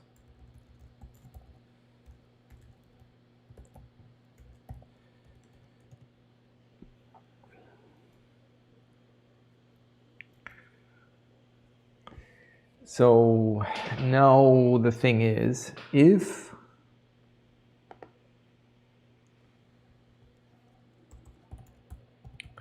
our main function is still null, but we have global statements, I guess we do this, right? We say if global statements any, if main function is not null, then we do this. Else, we manufacture a main function. We say this is new function symbol. The name will be main. It will have an immutable array of parameter symbol, empty. And we'll have a type of void. And it doesn't have a function declaration because we manufactured it.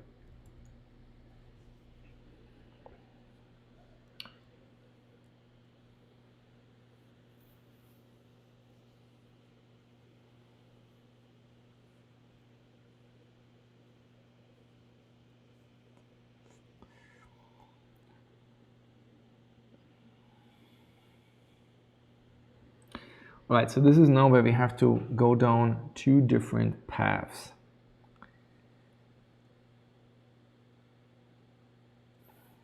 And that is script versus non-script. So if we have a script function, so if we are in script mode, how do we want to write this code? So generally speaking, if we're in script mode, we don't want to use a main function, right? So let's do the following. Let's say we have a function symbol, main function. And now we say if the script do one thing, else do this other thing.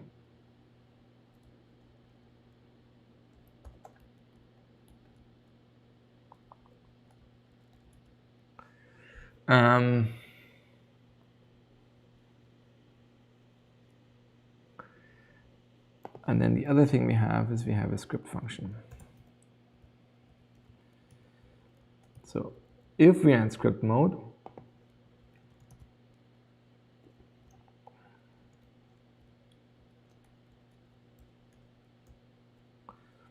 then we say script function, and then we say main function is null. So this is a name you can't say in source eval. And then we say it doesn't take any arguments, but it returns any.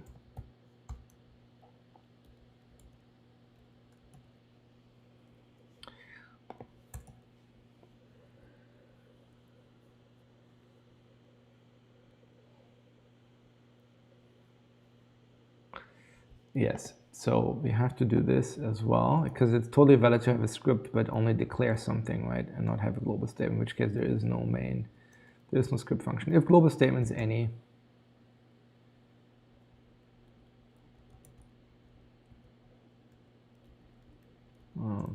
else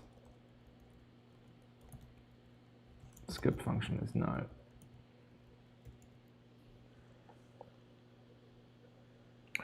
Right, and then we just pass in the script function here as well.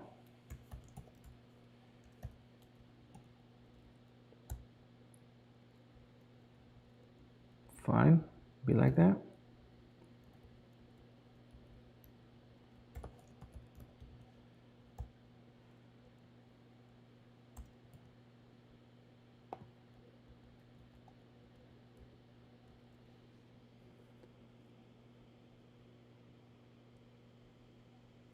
What is your problem?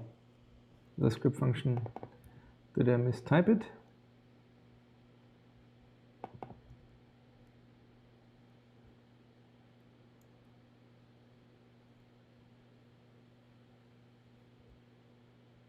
Fair enough. We need to assign it.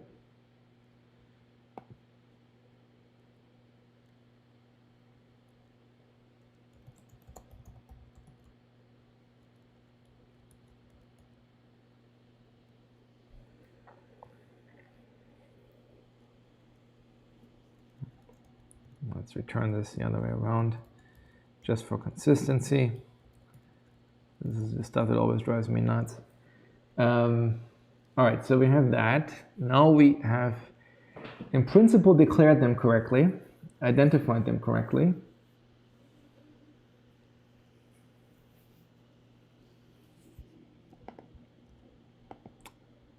But we haven't done yet is we have not lowered them yet. So in our binder, when we say bind program, that's where the lowering needs to happen. So now we have, this is our global statement now.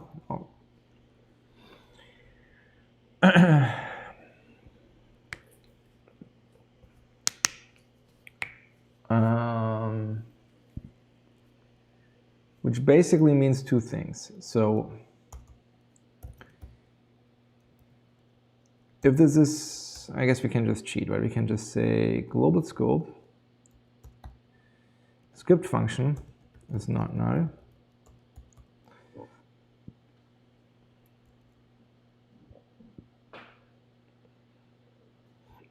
What does this guy do? Does it return null?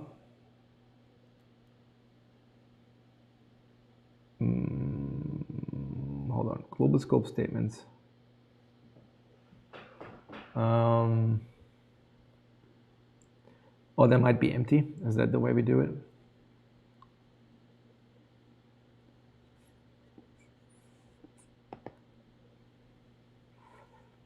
Well, doesn't really matter. So if we have a script function,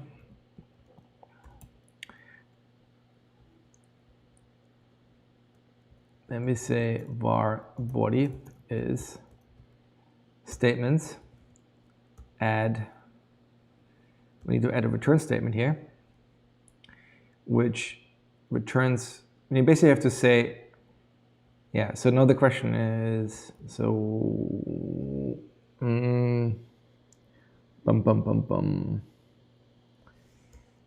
So if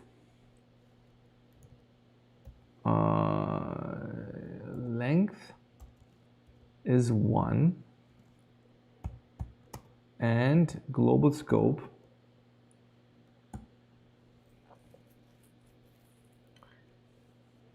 statements 0 is kind is bound node kind expression statement needs return.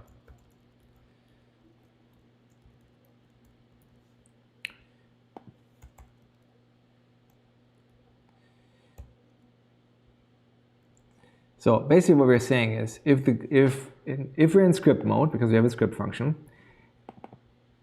and we have a single expression statement as the global statement, then we rewrite this and then we say this is, I guess you could say var statements is this guy.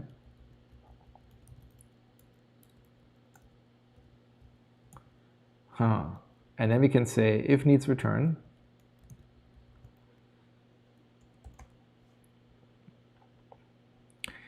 then we say statements is statements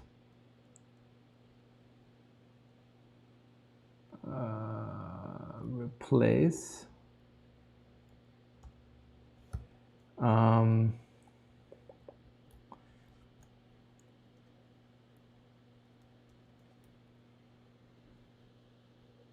yeah, I guess it's statement set, I think, right? Is that what I can do? Set items 0 is new bound return statement for statements 0. No? Fair enough. expression statement ES.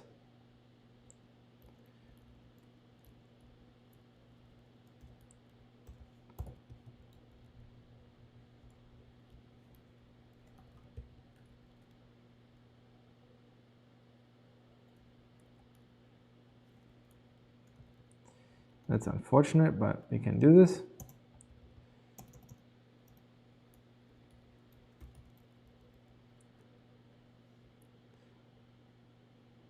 Of course, not kind.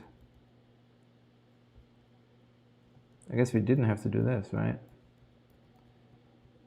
Could have probably just left this there.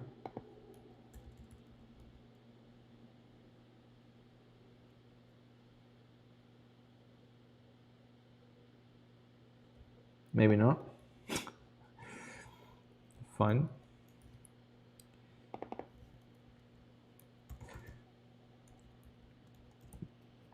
All right, so now we basically say if we have a global statement, and it's just an expression statement, then we just replace that with an expression statement. Expression, right? And then we say we lower this guy, that's our, we call this body. And now we basically have to say function bodies add global scope script function with this is the body.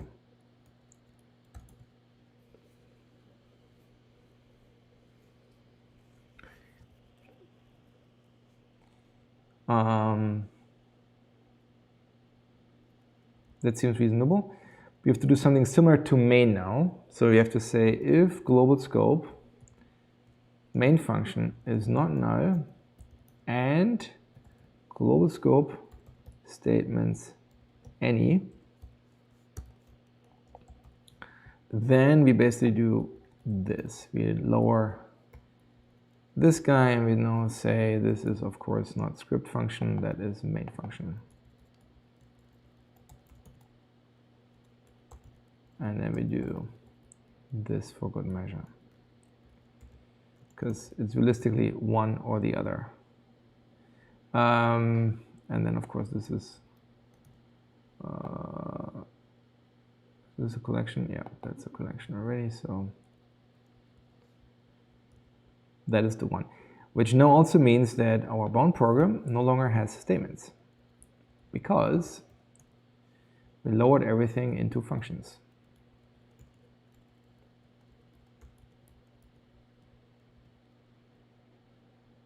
And then we can return this guy, remove this guy here. That seems reasonable. And now let's go here and we say, what is happening here? Okay, this is our debug output, so nobody really cares about our control flow graph right now. Emit tree, if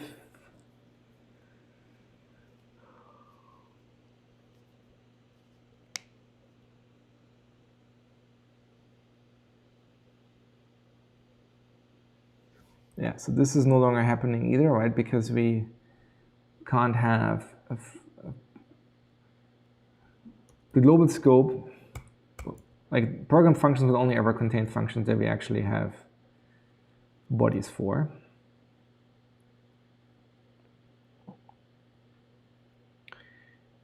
And so I think now we can simplify this. And we can say if program main function is not null, then we can say emit tree for this guy and this guy. Else, if program, I guess global scope in this case, global scope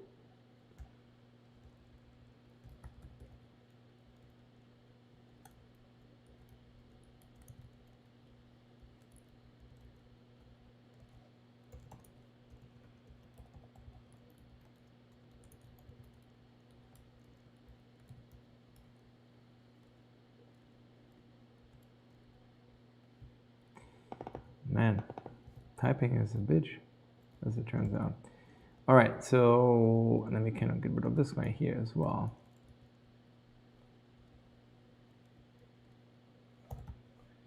No, I'm amazed.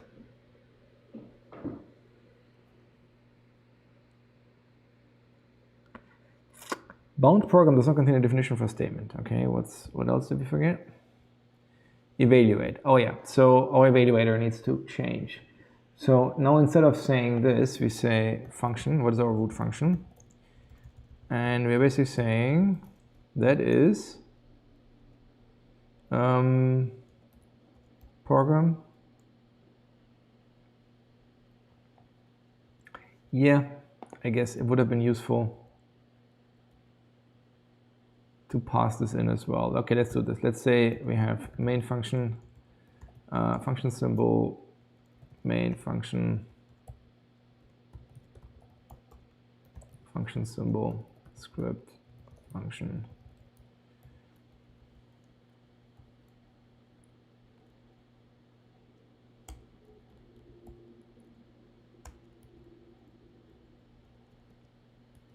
That would make it easier, right? And then we can say it's either the main function or it's the script function.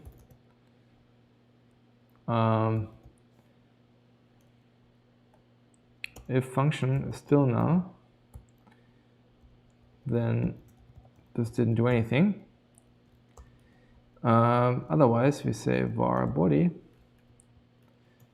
equals functions body. What is that?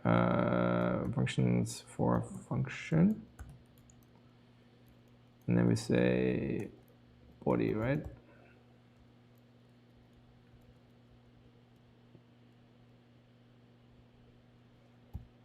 And then now we have to pass in, of course, or global scope, main function, global scope, script function.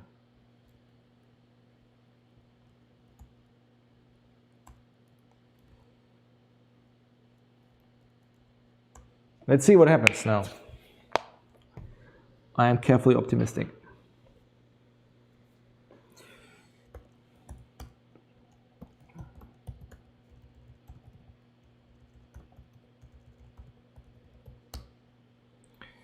All right, so let's say, nice. So now we say 1 times 100. That results in us creating a function called eval, return type any, and then the body of this thing is return 1 times 100. Isn't that nice? Now if we say print test, yeah, that is of course not correct. So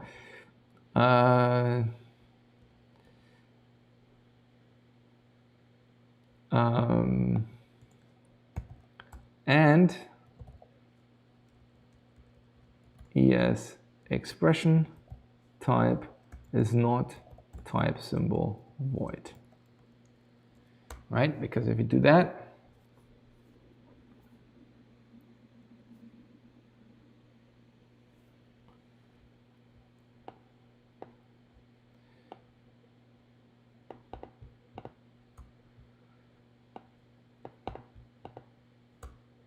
right, now it just becomes that. Right, so now we have to make sure that we also always have a return statement.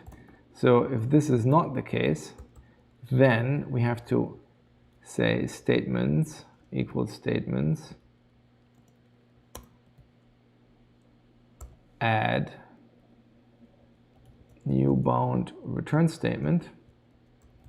Null value is new bound literal expression, which we can't do null right now, but that's fine. We just do an empty string right now. That is better than nothing. So we always have to make sure that when we emit fake things, they also have to be correct things, right? So if there's a function, show program, and if I say print test, we want to make sure that this actually does what we want to do, right? It's not great to return an empty string because that is not great for the REPL, but you get the idea. So now we have that. Now the other thing we should be able to do, if we remove this guy here, and we have our hello world still, right? So I should be able to still run hello world.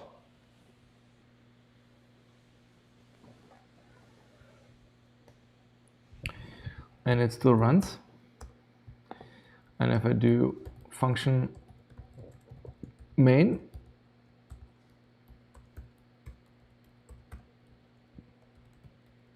that should also work. Yep, that also works. So, awesome.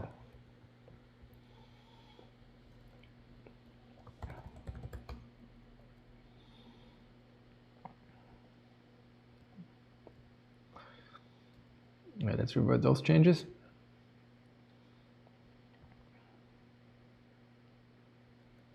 Yeah.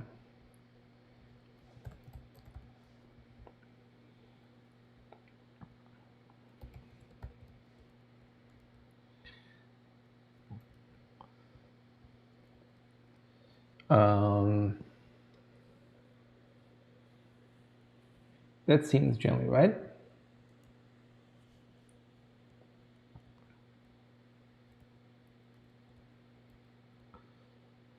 Probably helps to just go top to bottom.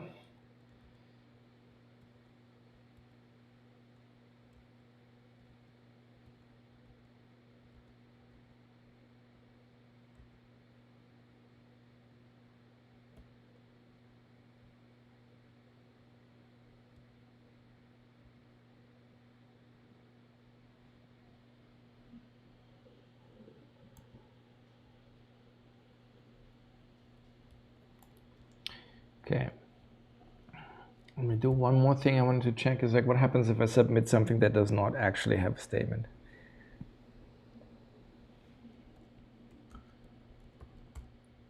So let's declare a function add that returns 42.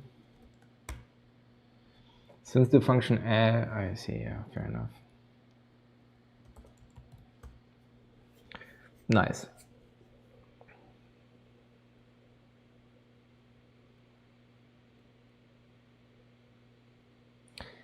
Yeah, so I think the one thing that we still, so the other thing we wanted to probably do, because it's also pretty common in things, is I should be able to do this. I should be able to say return 5. I can't do that right now because we say you can only do this inside of a function. However, when I'm in script mode, I know that I'm implicitly in a script function, right? So we should say bind return. I should say if there is no function, well, if there is no function, that means I'm either in script mode, in which case there is a function, or I'm a global statement, in which case I'm going to be reduced into main, so there's always going to be a function. So basically, what we have to say is if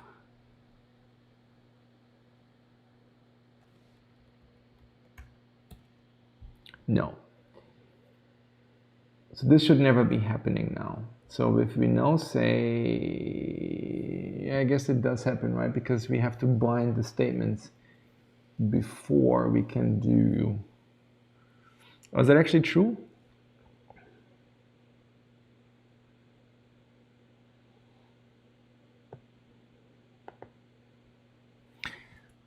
Now here's a fun one, right? So we could say we bind these guys.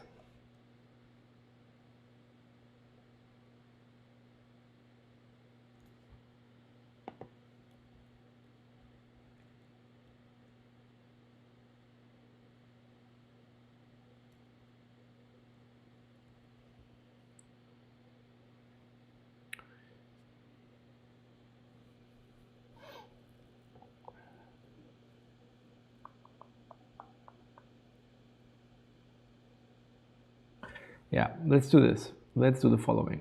Let's say we take all these statements here.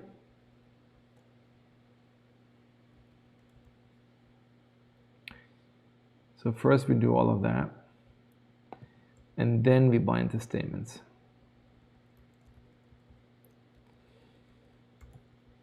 And basically what we do is we say statement binder is new binder is script bound scope parent. What do we do here for parent scope? Okay, that's easy. We say parent scope, and then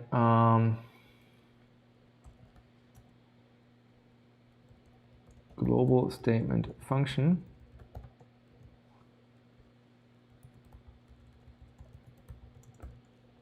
is main function or script function, right? It's one or the other.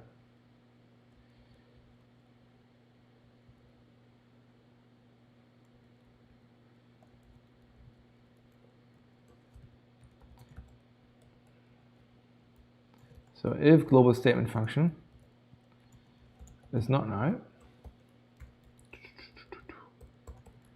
then all this stuff is happening. So basically what I want to do is I want to now say I pass in the function, so now we can get correct behavior. And then we say statement binder is going to be this guy. And then all we have to do is, so we take the diagnostics here, and then we say diagnostics add range for statement binder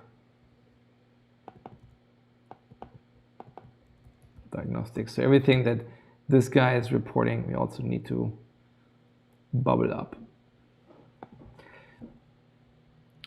So this is getting a little bit messy and out of hand. We probably need to refactor this method at some point, but logically what I'm doing now is I basically say I will bind the global statement in the context of what the corresponding function is. So still get compiler errors here. What's going on? Statements to immutable.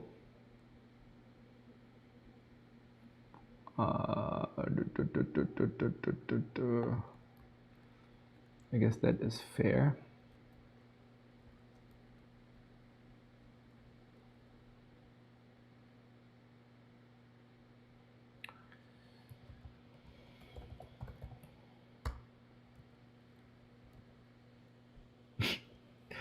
Of course, that's conflicting now, right? Yeah, okay, then let's not do that. Let's leave that as that one. And now when I run this again, ideally, this should solve my problem. Now I should be able to say return 5. And when I now say show program, and I say return 6, it doesn't really matter.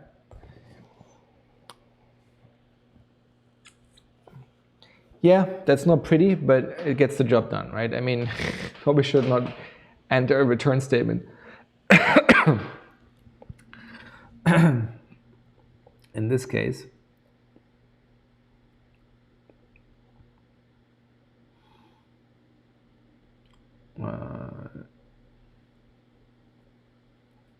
else if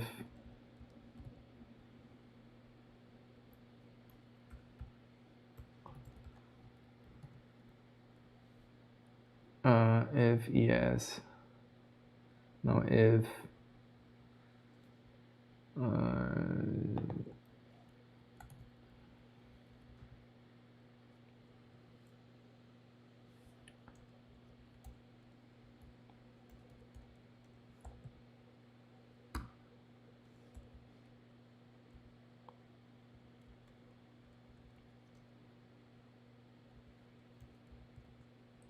Yeah.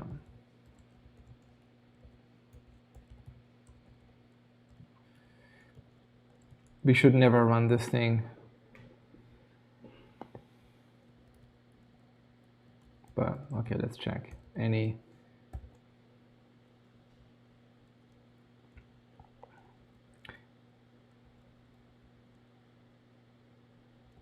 Okay, so now we should no longer do this. So now if I say show program, and we say return 42, then yeah, we return 42. Nice, nice, nice. Okay, so let's add this as well, which now means return or lower global statements into functions, into main script function, into main or script function.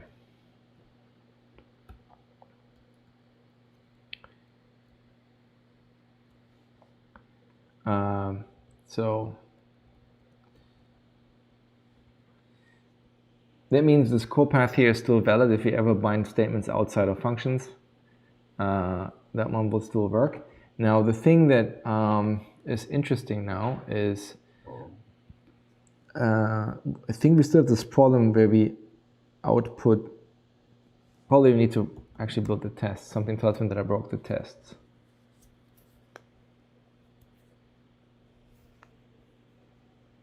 I think they are now getting flagged because some of them are actually.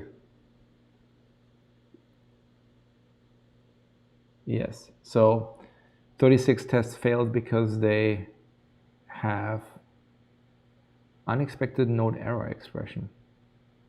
Okay, that's fine. So I think part of the problem is evaluation tests here. Evaluation tests. Because some of them basically try to return values. So we used to do this thing where we just return the last value. So stuff like this here, for example, where we say var x equals 10, and then this is no longer valid, right? So we now have to actually return things from there if we want this to work.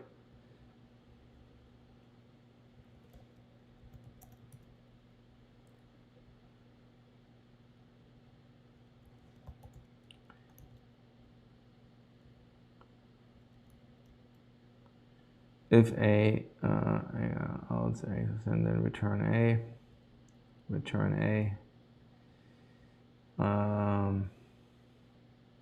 Who says you can't put everything on one line?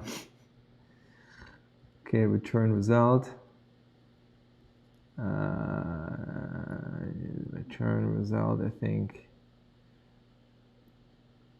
Where a equals.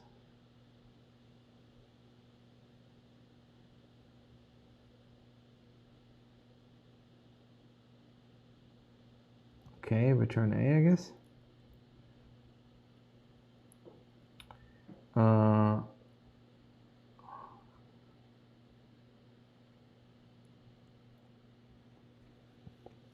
This one is a bit more tricky here because we have while A is less than 10, evaluate A. As soon as it makes its return, it will break the loop, but I guess that is the way it is. While I is less than 5, I equals 1 if, continue. Yeah, this will change semantics now, right? Because we now will. No, actually, in this case are not too bad because they are also outside the loop.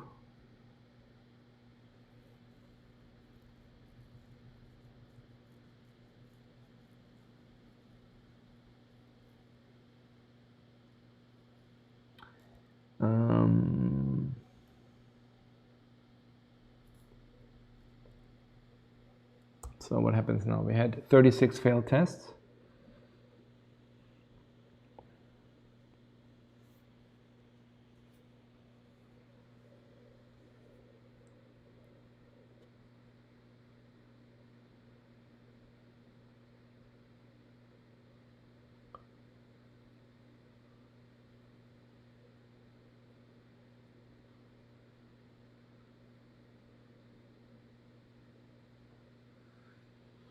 Okay, so we have 24 failed tests now.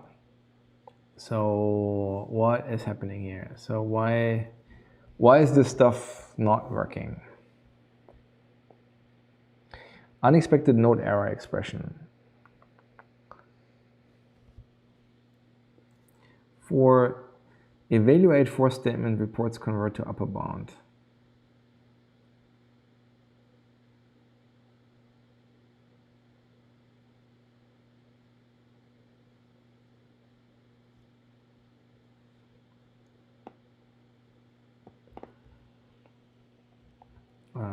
Let's see what we have happen here.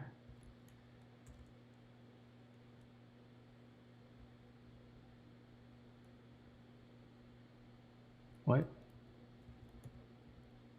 Oh, yeah. Function foo does not exist.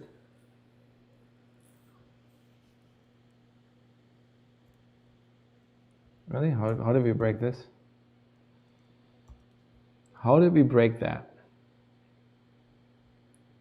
I'm an idiot. I didn't want to run this. I wanted to run this.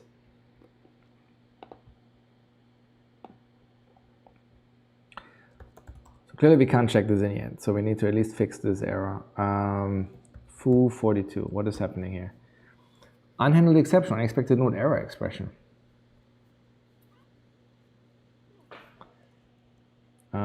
That seems we are not forwarding diagnostics. Bind global scope. Bum.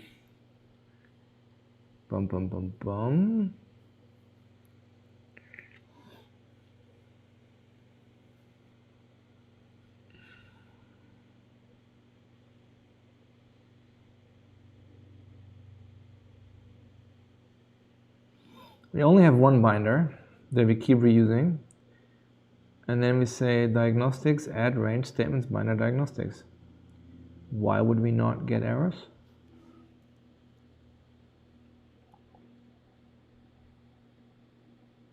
Because we should not get here if we have diagnostics. That's why I'm kind of confused why that is happening.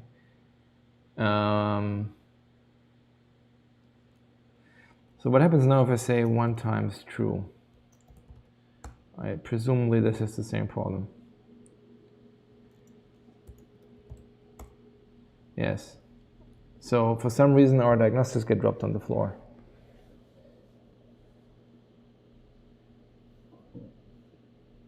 So we're clearly binding them.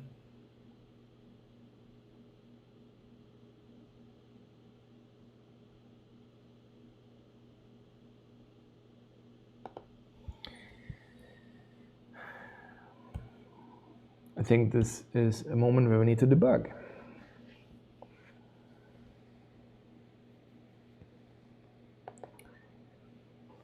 No point in guessing if you can know for sure. Okay, that's the problem if we load everything all the time.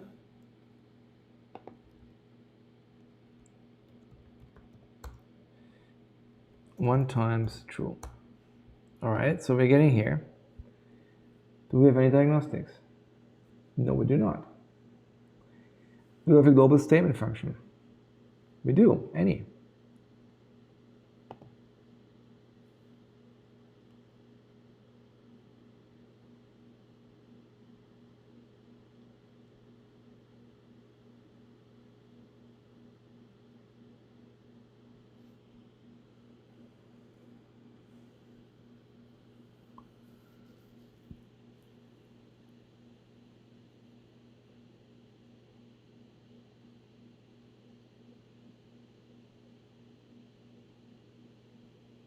Okay, so now I am massively confused. What is happening here?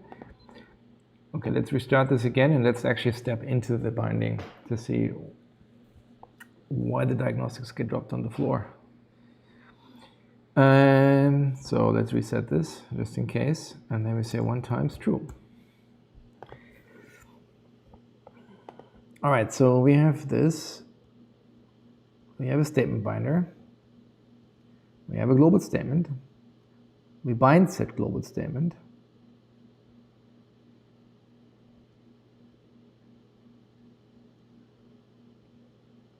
We go here, bind an expression. It's a binary expression. Bind left, bind right. Operator is null. We report an undefined binary operator. Right? Diagnostics list is 0. List is 1. We return set error expression.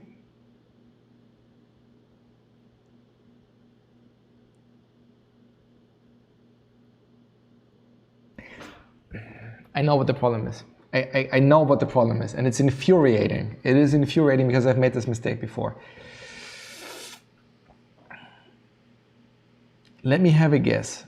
Statements, no, actually, it's a mute. Okay, now I don't know what the problem is. Never mind. So we have this statement, right? Statement builder diagnostics has a count of 1. Okay.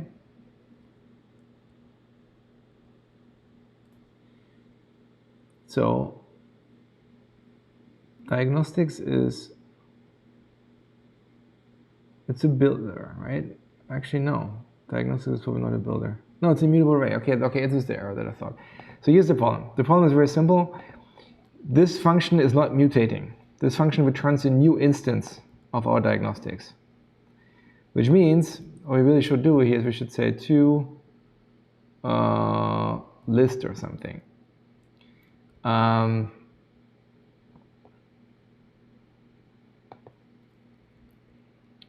then we can say to immutable array here. Otherwise, basically, we just drop this on the floor, right? Nobody takes this diagnostic thingy. So this should fix, hopefully, the problem where we drop the diagnostics on the floor.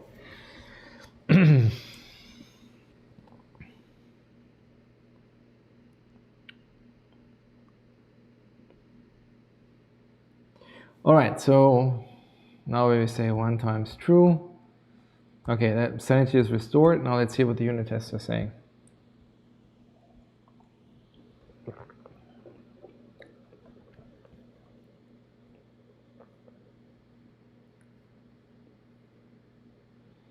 Okay, only 4 failed tests. That's much more in line with what I would expect.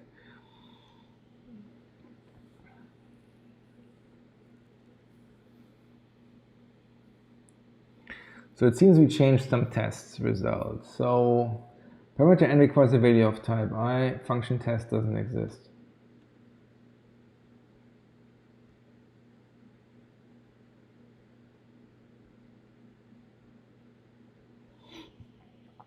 Fascinating. Evaluator wrong argument type. All right, let's see what ends up happening here.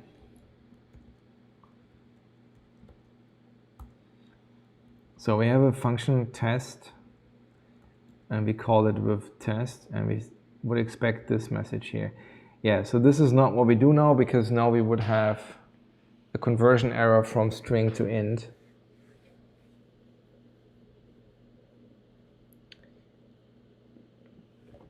But why is that not happening? So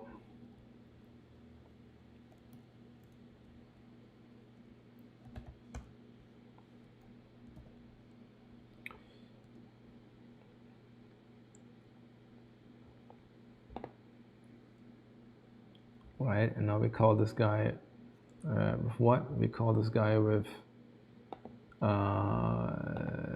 it's string, okay? Test.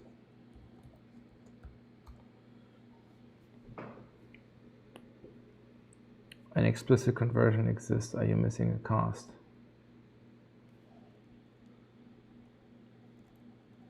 you're telling me the error message you're getting is function doesn't exist?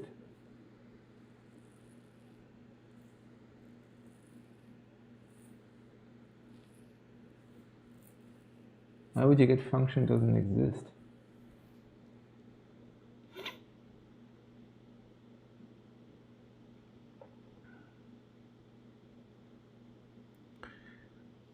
Okay, let's first fix this one here because this one is obvious.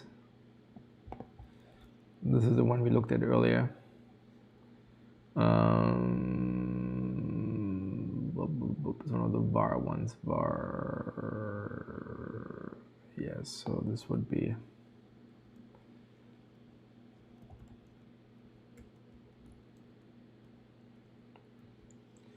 Okay, wrong argument type, invalid return. So what is this one here?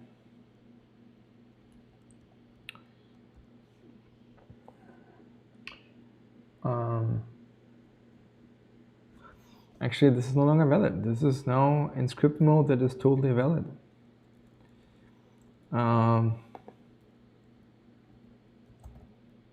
Global return. Or I guess script return. Script.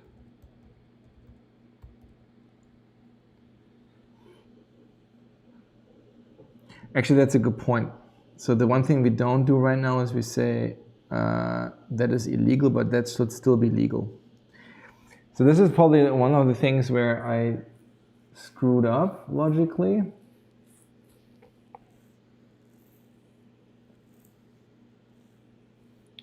Yeah, the error message here, behavior-wise, that's not great. We probably want to allow this.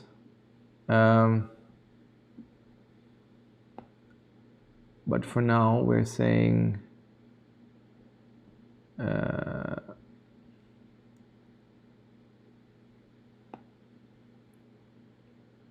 we say this is what we want. The reason we want to allow this is because in script mode, not returning anything is also fine, in which case we just return null. So logically,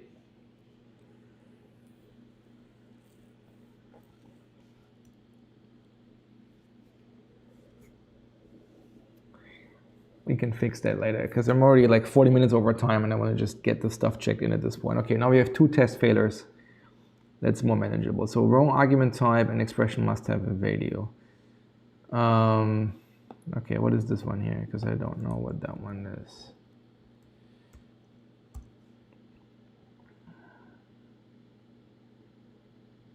Let value equals test. Expression must have a value.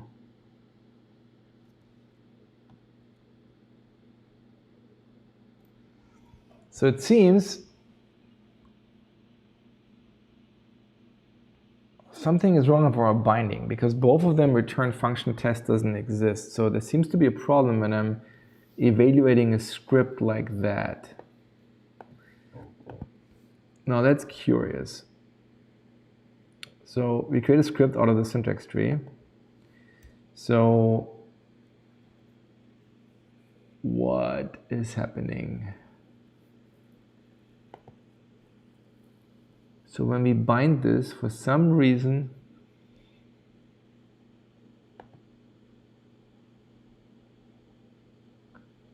it seems our global statements are not able to see the things we just created.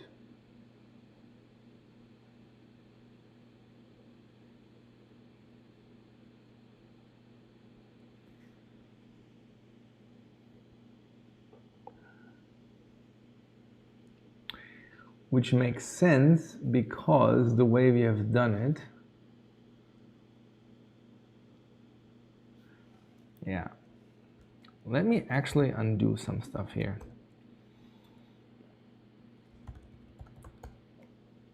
So I think this is fine. These are test breaks that we needed to do anyway. This one we leave.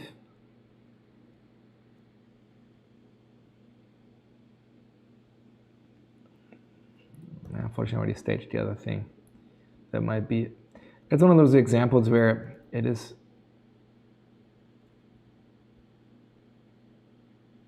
Oh no, actually reverse, I committed it. Okay, so then let's do the other way around. Let's move this guy back here where it used to be. So let's not do this.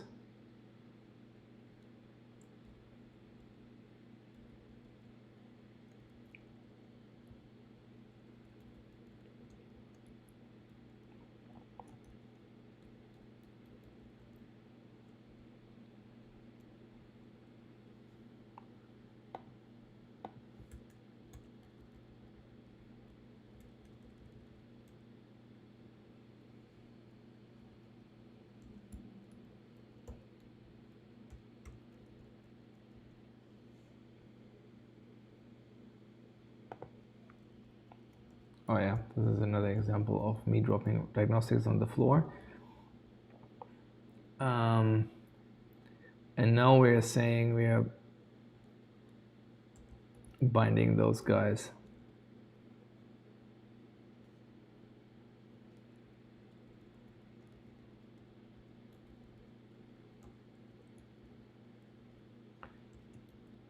In the context of the same binder where we declared the functions. So this will, now we have to say bind return statement, and we will say bind return statement. We will say a function is null, return invalid return. We're basically saying we don't care because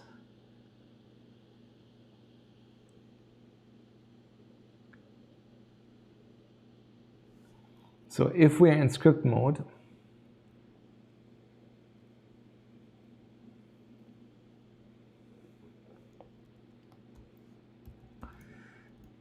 if is script, then ignore, else,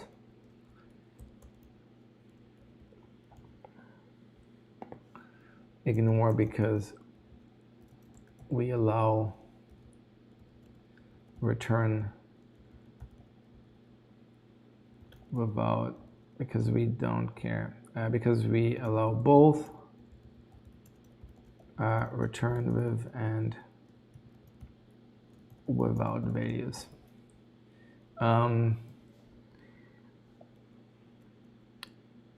If you're not in script mode and expression is not null, then we return this one here. The reason being that because that means we're in main.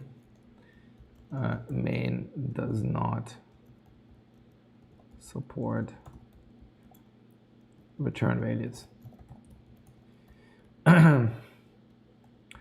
Which means this error message here entirely thing disappears.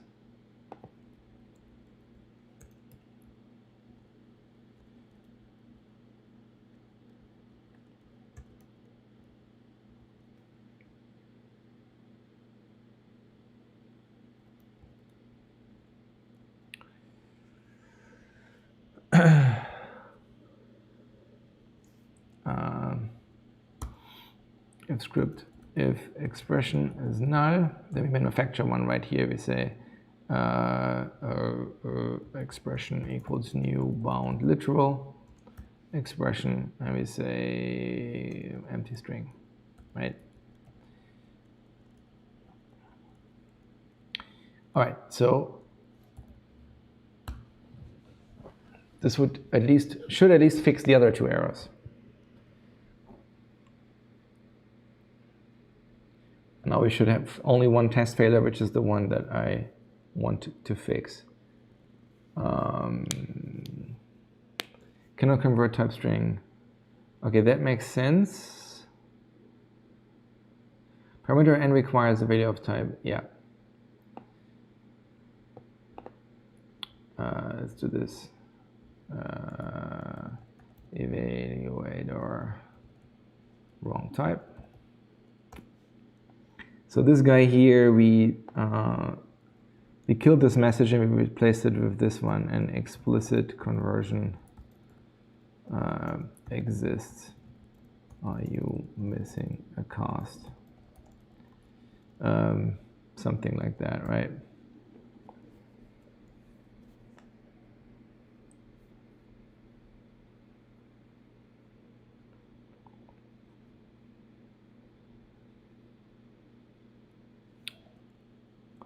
Close.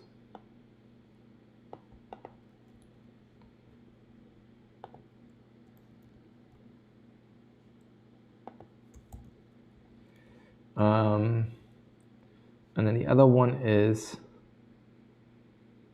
evaluate a script return. This is now a test that we can delete because we made it work. I guess. Should change the test excerpt, no diagnostics, right? What is that? Assert.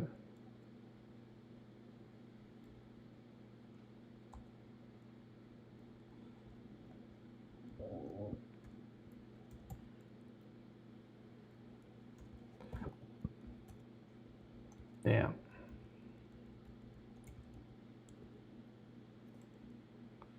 That will probably in the long run also not work because it said we eventually want to return null, which should be no return value, but that's fine. What?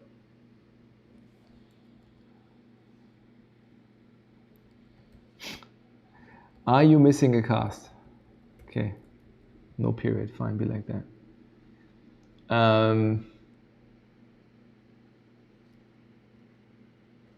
Oh yeah, I see. So when we do script, we don't have these guys because we don't mark any regions. That's fine.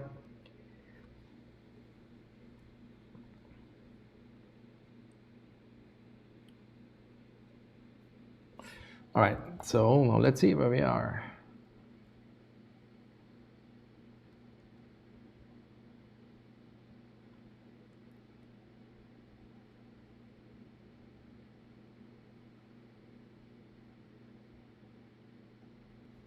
So now let me just amend the previous one because that's what we really wanted. And then we say this is a fix test break when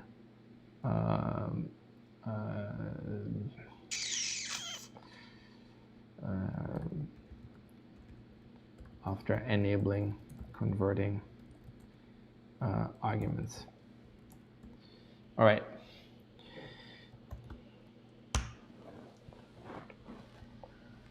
So now everything should be hunky-dory.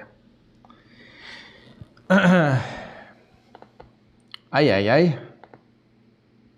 50 minutes over time.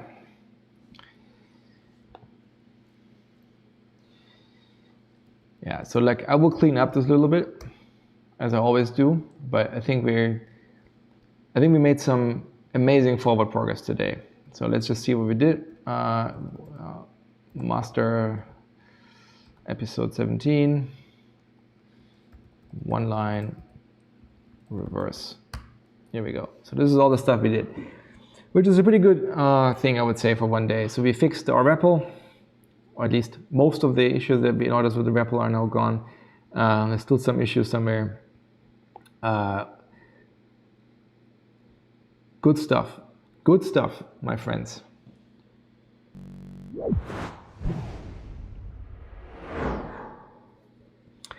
All right, so this took way longer than it should have, but at least we got something done today. And so now we're at the point where we actually have a relatively decent intermediate representation. And I think next week I will start trying to write some code to disk. So we will start actually emitting IL. I'm not sure how far I get, because I think emitting IL for the entire language will probably take us 2 episodes to actually get it done. And probably in the interim, I have to insert something in the middle so we can actually compile programs for .NET Core and run them. And so I think next week what I will do is I will not do too much of the language. I will probably lay most of the foundation for IL emitting. So we'll probably make Hello World work. And then we focus on actually getting a compiler loop and running where we actually have a compiler that actually emits IL, and then we're emitting more and more instructions in the next episode or multiple next episodes, depending on how long it will take us. All right, this is all I had for today. I hope you enjoyed it, and then hope to see you guys next week. Bye-bye.